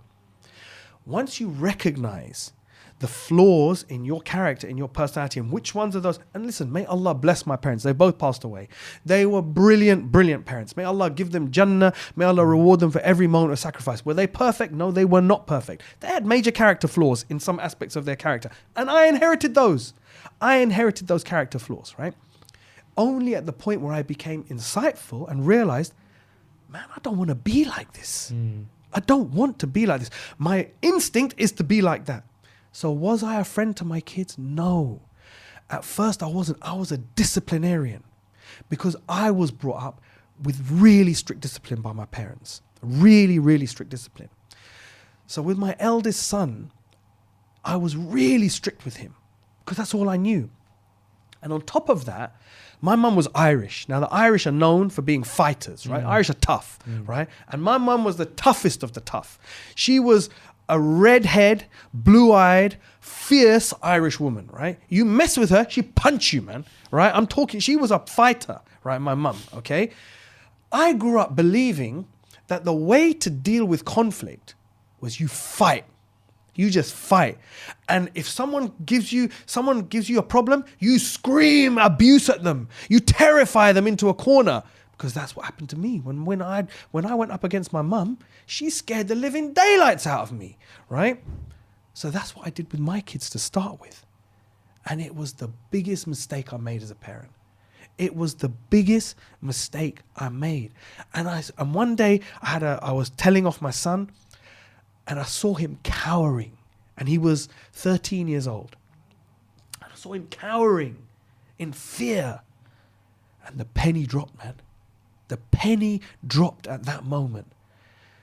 And what was it? It was the Prophet Muhammad ﷺ never raised his voice. He never. It doesn't work. Anyone listening to this today, think of how many times in your life that someone has screamed abuse at you. Was that an effective means of communicating with you? Did that change your behavior? Did it have the outcome? No. And from that moment, I learned what you said. To become friends with my children, so that they could talk to me about anything. If my kids think they're gay, they can come and talk to me about it. I'm telling you, if that's what they think, that's the problems they're having, they will come. And I'm not going to shout at them. I'm not going to scream at them. I'm not going to kick them out of the house. I'm going to talk to them about this issue. If my daughters get pregnant, may Allah protect them from both those things, inshallah. I've said to my 15-year-old daughter, I've said, God forbid, if you got pregnant, you come and talk to me. You come and talk to me about it. To my sons, if you take drugs, you want to know about drugs, you want to talk about drugs, let's talk about it. I'm not going to tell you, you can't take it. You know it's haram. You know it's haram. If you make a decision for yourself that you're going to use drugs, let's talk about it. Let's talk about the dangers. Let's talk about the risks. Let's talk about how this is going to affect you. And you know what? My kids will talk to me about these things now. They will talk to me about haram, halal relationships. They will talk to me about drugs. They will talk to me about clubbing. They'll talk to me about boyfriends. They'll talk to me about these things. And we can have open discussion. And what I've seen from that is that if you give them their respect and you speak openly with them, they will because remember, the kids, they want to be like their parents. They've got a blueprint to gravitate towards their parents. The kid who sees domestic violence ends up doing domestic violence. Kids want to be like their parents. You give them that space, they will gravitate back towards your values, man. Yeah, man. There's so many powerful things of what you just said. But the one that sticks out is this concept of. It reminds me a lot of my mum actually, because she was similar, probably grown up in a similar time to you. I think she's slightly older than you. She's a 70s baby. you're probably like late 70s, right? I was early 70s. She's early 70s. Yeah. And she was born and brought up in London as well. Yeah. But she was like the first generation of her family that was. So her dad was obviously born Pakistan. And because of the effect of having a strict upbringing, she brought us up in the same way that you're saying that, bro, we felt like we could talk to our mum about anything. Alhamdulillah. And I think the effect that had on us, and do you know what? Credit to my dad too, because my dad was born and brought up in Pakistan. But one thing that both of my parents have said is, so my mum's she's easy to talk to, right? And she always supports us. But the good thing about that is that we're always able to speak to her. And what that's done is, in a weird way, it's had the reverse effect, like you're mentioning. So as a child, you almost want to like go against what they're saying. Like you want them to discipline you so you can break the rules. So when they're like, okay, talk to me about it, then what happens is you because I feel like the soul naturally is inclined to like well, we know there's narrations to say that like you can be naturally inclined to sin, right, or to like negative stuff. But I mean, like generally, like we're good people, right? Yeah. And so you go back to what you know, which is goodness, right? And so it's like when your parents say, "Look, talk to me about anything," you go, "Oh, you know what? They're not even putting up a fight. Fine, I'll find it all myself." And you find goodness eventually, inshallah. So I feel like there's such a great advantage of great long-term advantage of being that open with your children. Because you're saying from a parent's perspective, I'm saying it from a child's perspective. We had that relationship with our mum that you're saying you have with your children. It's profound, man. And secondly, with my dad, one thing that my dad and my mum always said is, we will never stop you from doing what you want to do, right? And so my dad, being the guy who's born and brought up in Pakistan, obviously has these ideas of what is and what is not a good degree, for example, to study at uni. Who is and who is not a good person to marry, right? Yeah. However, with that being said, whatever we wanted to study, bro, right? My sister studied fashion. Imagine, she's the oldest. Allah bless her. And Allah bless your parents. And imagine her going to my dad saying, I want to do a fashion degree. And my dad has always been like, look, whatever you want to do, I'm never going to stop you. Whoever you want to marry, I'm never going to stop you. And so, bro, when people want to get married, right? And the first, that conversation with your parents, with my mum, it was like, Mum, I think I want to get married. She's like, all right, cool. Like, fine. Like, but that conversation should have been scary with my dad. And to an extent it was, because my dad has implemented this level of fear in us. My dad has never raised his voice at us. But you just know there's boundaries. But that authority he has that look, right? Yeah. So to a level, it was scary going to him saying, Dad, I want to get married. But however, as soon as I did, because I went to him because I basically went to the dad of the sister. And I said, so I went to my friend and I said to my friend, can you speak to your like cousin's dad, right? Because it was my friend's cousin. And so the dad was like, all right, cool. Like if you're, they were a very practicing family. And so when he said, all right, fine, if you're interested, come see me tomorrow. Come to my house tomorrow. So I'm thinking, oh man, I haven't even told my dad that I've just said that. And now I got to my dad, we got to go tomorrow. Yeah. So that night I go to my dad's shop and I pick him up and then I'm sitting in the car with my dad. And he talks about something. And it's scary, man. And I'm like, potentially someone I might want to marry. I don't know any much about her at all. I know her cousin. He's a good friend of mine, and he's kind of recommended this situation. But the dad wants to meet, and my dad was just like, bro, he was there. The next day he was there. He came with me, and there was never once where he said I disapprove. Do you know what I mean? Like he just let us do what we want to do. And my point in all of this, bro, is that as much as there's so much. That I know my reality that I'm like, I really have so many improvements to make. I know that I'm such a sinner. But at the same time, from two parents who have actually been very liberal in saying, okay, we will support you, I've not turned out that bad. Do you know what I mean? Where some people are, I have a friend, right, non-Muslim, and my mum used to, sorry, I'm going on and around. Good man. Non-Muslim guy, but my mum used to sometimes leave us with his mum after school if, for example, she was at work or whatever, and then she'd pick us up from their house. So sometimes I'd go with them. And this mum, bro, we would we would go to their house from school, and as soon as we get to their house, we have to eat our vitamins. So this friend of mine, we go to their house, we have to eat our vitamins instantly. As soon as we eat our vitamins, then we're allowed to play in the garden. We just wanted to play in the garden, bro. But it's like, you have to eat your vitamins. So, all right, cool, go to their house, eat the vitamins. Because my mom said, like, you know, when you're at someone else's house, you do what, like, she's looking after you now. Eat our vitamins, go play in the garden. Come back in, she's like, all right, dinner's ready. This auntie, right? She's like, dinner's ready. So we come inside, we eat dinner. And I remember one time I said to her, can I have some water? She goes, no, you're not allowed any drink until you finish your food. I'm thinking, but I'm thirsty though. Like for me to be hungry, I need to drink so I can relate the thirst, and then I can have their food. But she's like, no. I think, wow, man. And then her son wouldn't eat the food. And in front of me, bro, we primary school these times. I remember these memories. And as a primary school kid, in front of me, bro, she would lock her child in the bathroom, in the toilet. Oh, man. And he'd be screaming because he didn't finish his food.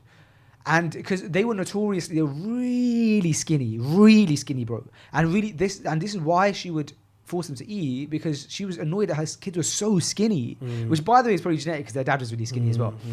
And she used to say to my mum, she used to say, how did you get your kids to like basically not be skinny, right? Like your children are healthy. And my mum said, listen, I make food, right? And I say to the kids, it's dinner time. And they go, Mum, I'm not hungry. And that's the point at which she locks them in the bathroom. Yes. So when we said, Mum, I'm not hungry, Mum would go, all right, you know where the pot is, the food's in there. Exactly. When you're hungry, when you're hungry, serve yourself food. It's made now. I'm not doing it up. You want food, heat it up yourself, microwave is there. It's made. And she goes, they'll always eat at some point. And she said to this friend of hers, just do that. And bro, to this day, right? Like I remember recently, I dropped my missus to the station for work, and I saw the daughter. Bro, they're still skinny. And you know what? She's probably got an eating disorder now as well. Maybe. It just messes people up. Right. Aggression and serious severe. It doesn't work. My mum would give up. She'd be like, all right, the food's there, and we'd be like, oh, all right. So I'll be like, when I'm done, I'm like, oh, I'm hungry now. Well, the food's there. You got it. Do you know what? I'm gonna make a confession here, right? Then people are gonna go, what the right? I got a dog yesterday. No. A dog, right? Little puppy. Okay. We alhamdulillah, one of my sons is a student of knowledge. He's become Maliki, and so it's affected the family. So we've kind of gone more towards Maliki madhab now, and dogs are allowed. He lives in the garden, whatever. It's going to be a guard dog and stuff, right? Okay. I've been reading about dog training. All right. Now I'm not comparing us to dogs like we're saying we're dogs, but there are similarities, right, in what I'm going to say. Even dog training now, the predominant opinion amongst all dog trainers is no punishments. No punishments. You encourage the behavior you want with reassurance and encouragement and reward. Wow. Okay? And you ignore the behaviors that you don't like. And you can train a dog to any level without punishing it. Right? Now, this is a dog.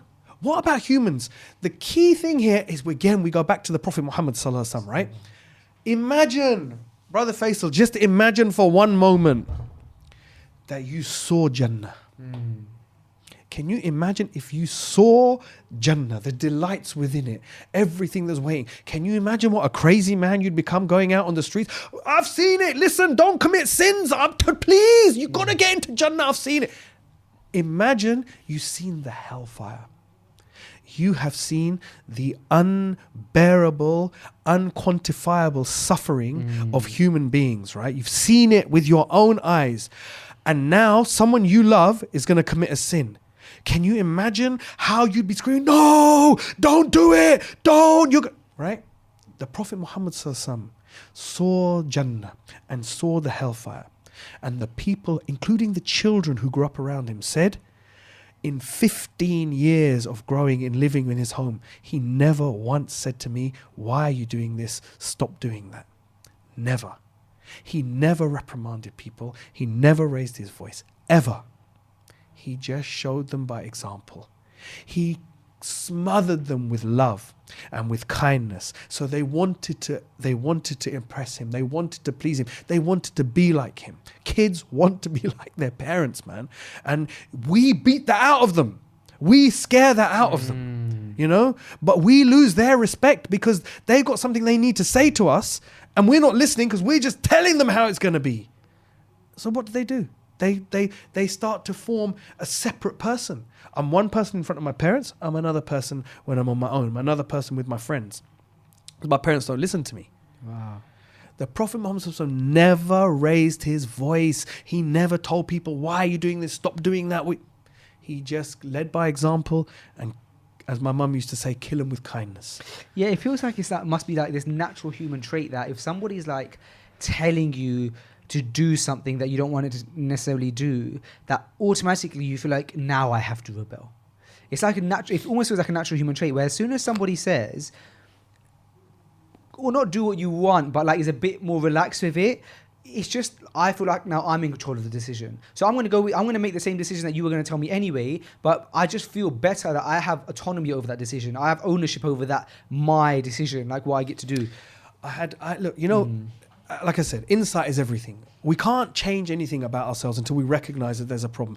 I never recognized until I was 35 years old that screaming at people was an ineffective way of communicating, because it's actually very effective short term. Very effective. Yeah. It gets the job done. So my wife doesn't do what I say. What the hell? She does it. My kids don't do what they do it. It's very, very effective. I was 35 years old before I realized this is a very ineffective way of making long-term change or affecting the change that I really want to affect here. Actually, I've got to listen to what's going on. I've got to talk to the people. I've got to communicate calmly. I've got to listen to what they have to say back. And it takes a little bit longer, but it makes a much more effective intervention, right? So until you get that insight, you can never change. You can never make real change, man. I can't even remember the point I was going to say. but alhamdulillah. Do you know what, bro? So then this kind of comes into anger, right? And like suppressing your anger, being patient upon anger. Oh, I remember now. Go on. No, in fact, I've forgotten now because you talked about anger. Sorry. Listen. Okay, I'm sure there's a room to break at some point. Yeah. I need a toilet, man. Okay, bro. Do you know what? Where are we up to? I don't even know what we're up to. We've done like an hour and a half. Serious? Yeah, we've done about an hour and a half. Okay. We're gonna round it up. If you can, do you know what? Go take your break Yeah. and come back. Let's round it up really calmly. Okay, I just need a toilet. No, we go to your thing. So if you ask the guys out there where it is, I might just carry on nattering in the meantime. To be honest, I might. While Rahim goes to the bathroom, oh man, do you know what? I think this has been one of my favorite episodes, just because I was saying to Kareem before when we had arranged this episode, I said I'm really looking forward to it for two reasons. A, I know that Rahim is like a master conversationalist. Like he knows how to conversate, right? Like you can see the way he conversates is he's all in the conversation. And then the second reason is I love speaking to people who are like the generation above us, because there's like a level of experience and grit that they have that we naively don't have. Like we naively think we know everything. Like that's how I like sometimes, like, you know, especially because the older generation sometimes come to us for like often come to us for like advice on like technology. How do I do this? How do I do this? Oh, they ring us, something's going wrong. And then especially when you start practicing, and let's say for example you're one of the early ones to practice in your family, you might even get to a point where your parents and grandparents start ringing you and asking you for Islamic advice. Like my nan now, like before they wouldn't really take me seriously, but now my nan will call me. Whereas my nan was a reason, like a lot of the reason why Islam was like instilled in our family, right? Because I remember from a young age she would teach us the Fatiha and stuff. And now my nan will call me if she has a question like about the witr or something. Not to say that I have knowledge, but the point is that we've become accustomed, a lot of us, to like the older generation now needing us for help. But what we forget is that they have experience in stuff like conversation. They have experience in stuff like life experience. Like, I was even thinking yesterday, my car had, there was an issue with my car, right? And I remember my dad, when he had a similar issue with his car, he knew how to fix it. And I thought, well, my dad's not a mechanic. I don't know, like, he's not known to be someone who's into cars, but he knew how to fix it. And that's just life experience. That's a kind of thing, like, you'll go through a time where your car breaks down and someone teaches you how to fix it. And then from then onwards, you know. And how often do we, like, not go to our parents for things that we don't think that they will be able to help us with? But little do we know that they've gone through life experiences that might be able to help us in those fields. And so that's why I like speaking to people like Rahim, who, you know, he's clearly socially aware. He gets it. He gets our generation, but at the same time, he's got 20 years on us with regards to life experiences, and it's just amazing to be able to hear his life experiences from him. Yeah, man, it's really, really cool. It's really, really cool. So I'm enjoying the conversation. I hope you guys enjoyed it too. I'm enjoying it too. We are pretty much going to wrap up anyway, but I do want to make sure I wrap up with him, you know, while he's relaxed and not, you know, shaking his legs, desperate to go for a bathroom break. So what I can do is, oh no, he's out now. He's out. I was going to pause it, but He's out on his back. I was having a little natter with my audience. Yeah, alhamdulillah. That was nice and quick. Yeah. I remember the point I was going to say. Oh, great. Just quickly on parenting. So just the other day, right? My daughter, she's only 13, Allah bless her, right? We went out to the park and she said, Abba, can I come up afterwards with the brothers? And said, normally she'd come up with me, yeah? And I said, yeah, no problem. She arrived at the park and she had loads of makeup on. Like loads of makeup, right? Man, I was so angry. She's my little baby. She's my youngest daughter. And, you know, she's maturing now and everything. And I lost it. I lost my temper. My emotions got the better of me, right? And I was like, "What? How dare you come out dressed like that?" You know, typically, just like an old, like old school parent, you know. How dare you come out dressed like that? What do you think you're doing? I said, it's disgraceful. You can't do it. Who do you think? What do you think? Right? And she just shrunk. I just saw her shrink in front of me. I saw the fact that I'd hurt her. I'd wounded her. I'd affected her confidence. And all she wanted was to just be angry with me and wear more makeup, right? Because And later on, I went home. I apologized to her. I said, I'm so sorry. I said, you know that I believe that I should listen to you and we have to talk about this. I said, you decide how much makeup you want to wear. I said, it's going to be your decision. I said, I'm going to advise you. And these are the reasons that I don't like you wearing a lot of makeup, okay? But I'm going to leave the decision to you. I said, I want you to make the decision for yourself. And mashallah, she's wearing like a quarter of the makeup now. That's the way to communicate, man. Well, you know with what? Kids. That reminds me of I had a similar experience with my mum, and I must have been around that age, about 13. I can't remember the issue, but I remember one time, right, my mum losing it, bro. Not losing it, actually. Now, she didn't lose it, but I just remember being told off. And growing up, you know, my mum told me off. Like, she was right to do so because I was a difficult child, bro.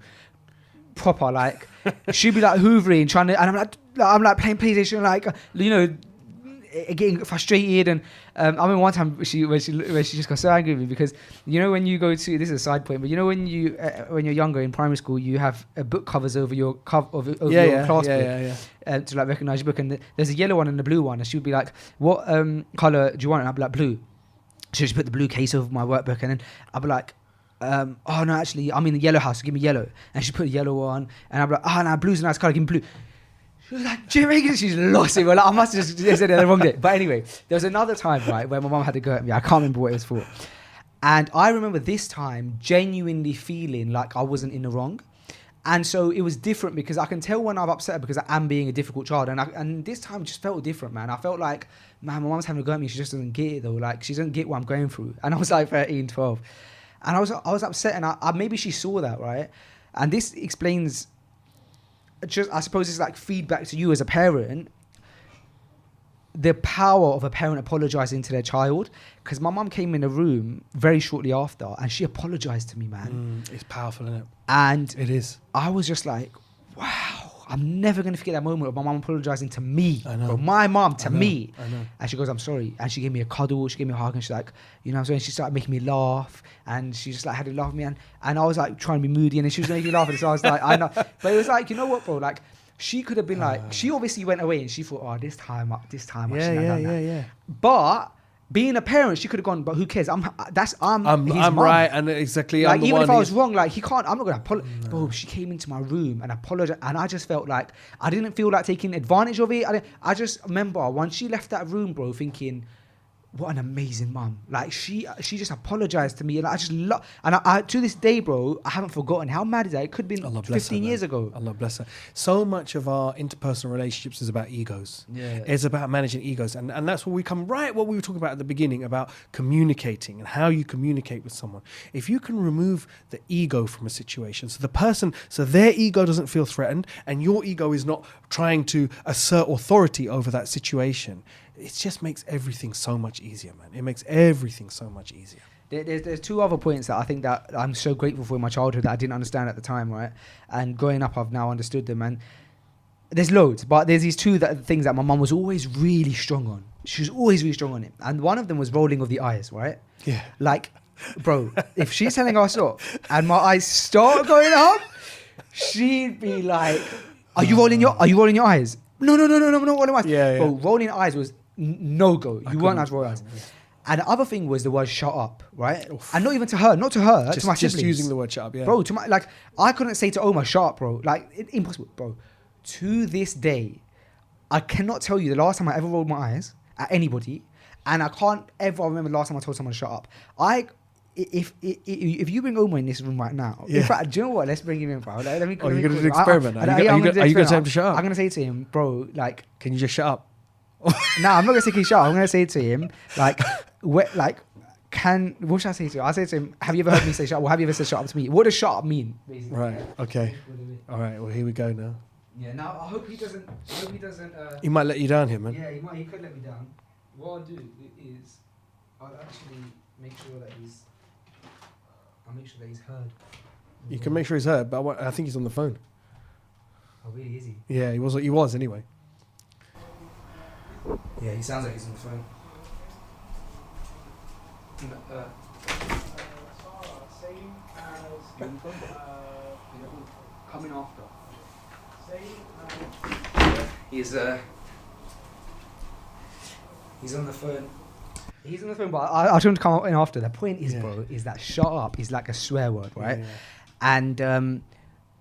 And so even now at 26, bro, even if you have an argument or disagreement, I can't say shut up to him. He can't say it to me. Like, it's just like, it's a no-go zone. And when your no-go zone, bro, is so low, shut up, because normally, bro, shut up's not that deep, right? Yeah. We all know that. Yeah. But when it's so low, then you can't, then swearing and things worse than that will never happen. They're never going to happen. Right? And I'm so grateful to my mom for that, because I used to always be like, shut up's really not that deep. Like, but now I've also become very sensitive to shut up or to rolling of the eyes. Okay. So now when I go to, like, I don't know, an extended family member's house, and there's two brothers and they're 16 years old, 15 and 16, and he goes to his brother, shut up, man. Yeah, shut up, man. I'm like, bro, I remember one time I pulled one of the brothers to the side, and I said to him, bro, I said, you know me and my brother, I said, we're like best friends, man. I said, we have each other's back, because if anything happens, like, you can have friends come and go, but you will never have another brother. Yeah, exactly. And you have to have each other's back. And if you're speaking to him like that, and you're his older brother, I said that to him. He's only your older brother, like a year or two. But I said, you're his older brother, and you're teaching him to be like that with you. I said, do you know my brother? I started going, because I felt this passion to teach. I just felt like it was my responsibility, because at that age you can be changed still. Yeah. And I went on one like motivational. I said, you know my brother? I said, if I go out with my brother to like a restaurant, I said, he will never let me pay for anything. No matter even if he's going for a rough time, he will never let me get my wallet out. I said, he will never, like, he will always drive. You know, all these things, right? Yeah, and I said, that's your responsibility with your little brother. I said, you need to be like that with your little brother. I said, that needs to be your little, like, you guys have the same parents. You guys have the same upbringing. You get each other. I said, if you're saying shut up to him, and this kind of stuff, like, what is that, man? Like, I was so angry. And he was like, yeah, you're right, man. But he goes, oh, but he just annoys me sometimes. Oh, do you know what? I remember who this was, bro. I won't say who, but we was on that tour. Remember that tour we were on? Yeah. And one of the famous shuyukh, it was his sons. Okay, all right. And one of his sons was like 18, and right. You probably know who it is. One of his sons was like 18, the other one was like 15. I said, bro, I said, how can you? He goes, nah, man, but he's being annoying, man. Like, I'm telling him to behave. He's not. He's running around. I said, you're on a tour with him, and you have to look after him, and if anything, he's gonna be looking at you. And it's alright. I just went on long, and after that, bro, he was like, "Yeah, you're right, man. I just want to be like you and Omar, man." It's like, that's nice. At least you got the payoff, man. Yeah, I got the payoff. But, bro, it's important, man. Like, I don't know what my point was again with that, but like, it was about your parents. It was my parents. It's what you learned from your parents. Because my mum raised us to, like, and bro, obviously you get annoyed with your siblings. Like, that inevitably happened. But the way, and it comes back to like what you're saying as well, being like very open, like having open conversations. Mum would have open conversations with us. Like, I remember like some conversations. Young, bro, my mum had with us one time. She said to me specifically, maybe she thought I was at risk. She goes to me, you know, you're growing up and you're gonna like you're in school and you're gonna like have interactions and friendships with girls and this and the other. But she said there's certain things that as Muslims we don't do. And you should know there's things that we don't do. And she would explicitly say the words, bro. And for anybody else, it's like, oh, my mom's speaking about sex. Like, that's a bit. But you know what? But my mom would say, and I'd be like, what she did, she broke the ice of saying, look, I'm saying it, so now you can be comfortable. But these are the things that we just don't go. She goes, as Muslims, So we don't drink. We don't go near alcohol. So it's important to me that you understand that, because now you're growing up, you're gonna see that around Yeah. you. But what's happened in her upbringing was, forget alcohol, bro. Like, she was not like, if she wouldn't be allowed to come home late, right? For example, and which fair enough. But because no one said the word alcohol in that household, Yeah. it was too much of a taboo to even Exactly. speak about. Yeah. Whereas I'd go, oh, mum, like, why is blah, blah, blah, and she'd tell me the answer, and she'd probably be happy that I was able to ask. You have to have this. And Yeah. like I said, taboos never serve any purpose, man. You have to. I said to my boys, I remember saying to my boys, listen, I said, you're going to see stuff on your phones. I'm talking about pornography. Yeah. They're young adolescent boys. And I'd say to them, people are going to show you stuff on their phones. And the whole world is available beyond what you can even imagine in terms of pornography. I said, I can't stop you seeing that. No one can stop you seeing that. I said, the only person who can monitor that and control that is yourself. This is now your responsibility. It's your responsibility to protect yourself from this. And why should you protect yourself from it? Okay, you might think it's harmless. Well, it's not harmless for the following reasons. Number one, it could have a severe impact on your future relationships. It's going to give you very, very and I even gave them the example of chicken and chips. I said to them, look, I said, because in them days, all they wanted was chicken and chips, right? Every meal, chicken and chips, chicken and chips. I said, if you can have any meal you want chicken and chips. Yeah. I said, if you have it for breakfast and lunch and dinner, and breakfast and lunch and dinner, and breakfast and lunch and dinner, you're going to get sick of it, right? Yeah. I said, so what do you think if you're constantly exposing yourself to these images of women, of people in relationships? How is that going to affect your enjoyment when you get to an age where you're in relationships? I said, it's going to have a serious impact. It's going to give you unrealistic expectations. It's going to desensitize you. I said, this is our faith. We're told to lower our gaze, not to look for a reason. And I said, what about the respect for these women? This is somebody's sister. This is somebody's mother. This is somebody's aunt, just like your sister and your mother and whatever. And so I gave them that and I handed it over to them. I said, now it's up to you. But shall I tell you something, Rahim, though? One thing I think is worth mentioning is, as much as we speak about this, it's very difficult to think about the long term and be patient. And I struggle with patience personally, because what we're talking about here, this whole category of discussion that we've had for the last 40 minutes has been about basically looking at the long term benefit of not reacting and not getting angry and not shouting, because the long term benefit of having open discussion is more advantageous in your relationships. But there's no denying that it is really difficult. It's really hard. It's really hard. Like I said the other day, I do it all the time. I still overreact all the time. Something will happen and you're a bit stressed out, or you're hungry, or you're tired, or whatever, and something will happen. You go back to blueprint. That blueprint was to shout, or just to try and enforce your will. But it doesn't work, man. It doesn't work. You just have to have that, again, insight, that awareness of self, and to say, I've got to look at the bigger picture here. I've got to look at getting the outcome that I want. And the outcome that I want is not going to come like this. Do you think that it's important to forgive yourself when you do trip up like that? And then you have to. You always have to forgive yourself. My sister's a Buddhist, right? My sister's a Buddhist. My brother's an atheist. My sister's a Buddhist, right? There's everything. My father-in-law's Jewish, right? There's everything in our family, right? My sister's Buddhist, and there's a lot of great philosophy within Buddhist philosophy, and that concept of forgiving yourself, I never used to understand it. She always used to say, you have to love yourself before you can love anyone else. You have to forgive yourself before you can forgive others. This concept, it's very profound. It really is. It has to come from a place of security. You need to feel safe and happy about what you're doing in order to project that out. It feels hypocritical otherwise. It feels hypocritical. In order to really project that honesty with people, you have to be honest with yourself. You have to be honest with yourself. So, and part of being honest with yourself is forgiving yourself. It's forgiving yourself, Listen, Allah forgives everything. Everything. There's nothing. And that's something that people are always hooked up on. That, people are like, oh, I've done too many sins. Allah will never forgive me. Allah will forgive everything. So who are we not to forgive? Who are we not to forgive, man?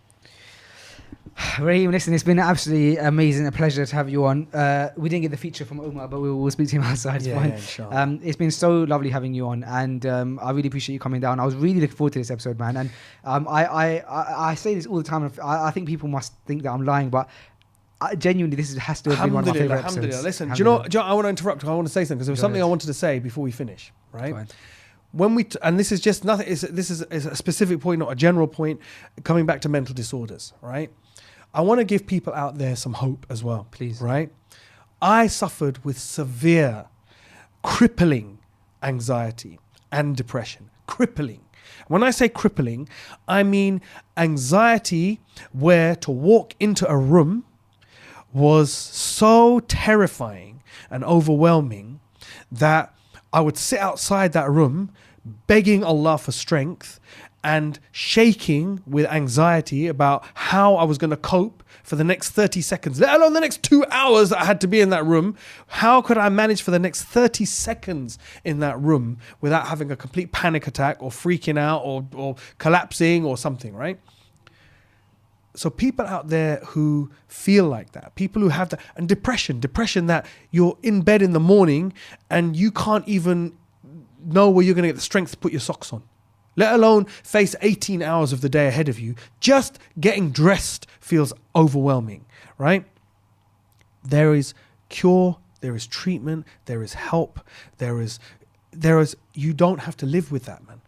You know, whether that help comes from doctors who will give you some medical treatment, whether it comes from your Islam and it comes from recalibrating your priorities in life, whether it comes from therapy, whether it comes from self-help books, whether it comes from talking and being open about these things, you do not have to suffer in silence, and you do not have to accept that this is your norm.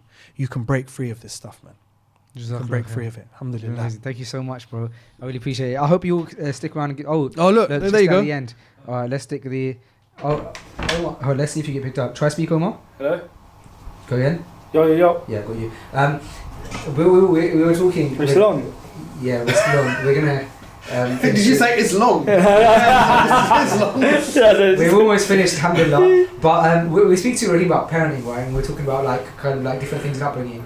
And I was saying that there's this... Okay, but I'll ask you. He's going to put you on the spot now, man. Yeah, you're going to let everyone down if you get this wrong. There's this one thing that we never really were allowed to say to each other growing up, that we still to this day don't say. That is normal for people to say to each other, but I've seen such a benefit in it. Do you know what that is? Yeah. What? Shut up. Hey! Yeah, that's it, right? You got Brucey bonus, man. That's it. How crazy is it? Oh, this is gonna be loud. How crazy is it that how much benefit have you found in that? Yeah, enormous. Yeah. Even to this day, we can't because I was saying that gives you a ceiling, a very low ceiling. It's always even said sarcastically, if we were saying to mum, oh, shut up, she'd be like, don't tell me to shut up. You know what I mean? It's just saying, just don't say it. You know what I mean? There's a line, you know what I mean, of even the word. Do you know what's amazing about this, right? What's amazing about this is that until you came in and confirmed what he said, the impact hadn't really I hadn't really understood it. Because you're both, as adults, as mature adults, totally convinced of the benefit this has had in your life. And yet it seems like such a small thing. It seems like such a small thing. And yet now, as mature adults, as family men, you are now absolutely convinced that just your mum telling you not to tell each other to shut up has had a significant impact on your character and on your behaviour and the way you deal with things. That's amazing. Yeah. That's amazing, honestly. And you know what I'm going to tell my kids now? No more shut up. No shut up. They tell each other to shut up all the time. You know, no shut ups and a rolling of the eyes. Rolling of the eyes. Oh yeah, screw face. Rolling of the eyes was another one. My boys never did screw face, but my daughters, they do that screw face thing. You know, and you know where the head goes like that. Oh man. That age now. How old are your children now? 23, 21, 20, 15 and 13. Yeah, it's 5 kids. Omar's little daughter has got him wrapped around her little finger. He was telling me that last night she woke up from her sleep in the middle of the night. Oh, Daddy, I want to go to a castle. Guess what's happening this weekend? Take her. We're going to Windsor to see the castle. They're going to a castle. I was at Windsor this weekend. Yeah. Listen, just give them every bit of love you can. Oh, man. Every bit of love you can. You know what? It all comes back. Really? It all comes back. It all comes back. That's what's most exciting, man. Especially with daughters as well. just giving, like as much as like I spoil my daughters. you never feel bad, yeah. Yeah, I do. My boys would say to me, "Well, it's not fair. We couldn't do that when we were their age. We wouldn't." I said, "Listen, Allah gives and Allah takes." Yeah, the doors are gifts, man, and they're guests in your house, aren't they? Exactly. Yeah, so you got to treat them like that. That's Rahim, thank you so much, bro. We appreciate it, man. Jazakallah khair, man. And, Real I pleasure. hope you I stick really around enjoyed it. for the game. You've still got time. Yeah, to yeah, do. yeah, I love yeah. that. Yeah, we'll do the whole first, and then we'll crack on. brilliant. All right, well, Yeah. Jazakallah khair. Thank you everyone for listening, and we'll see you next week, inshallah. Assalamu alaikum.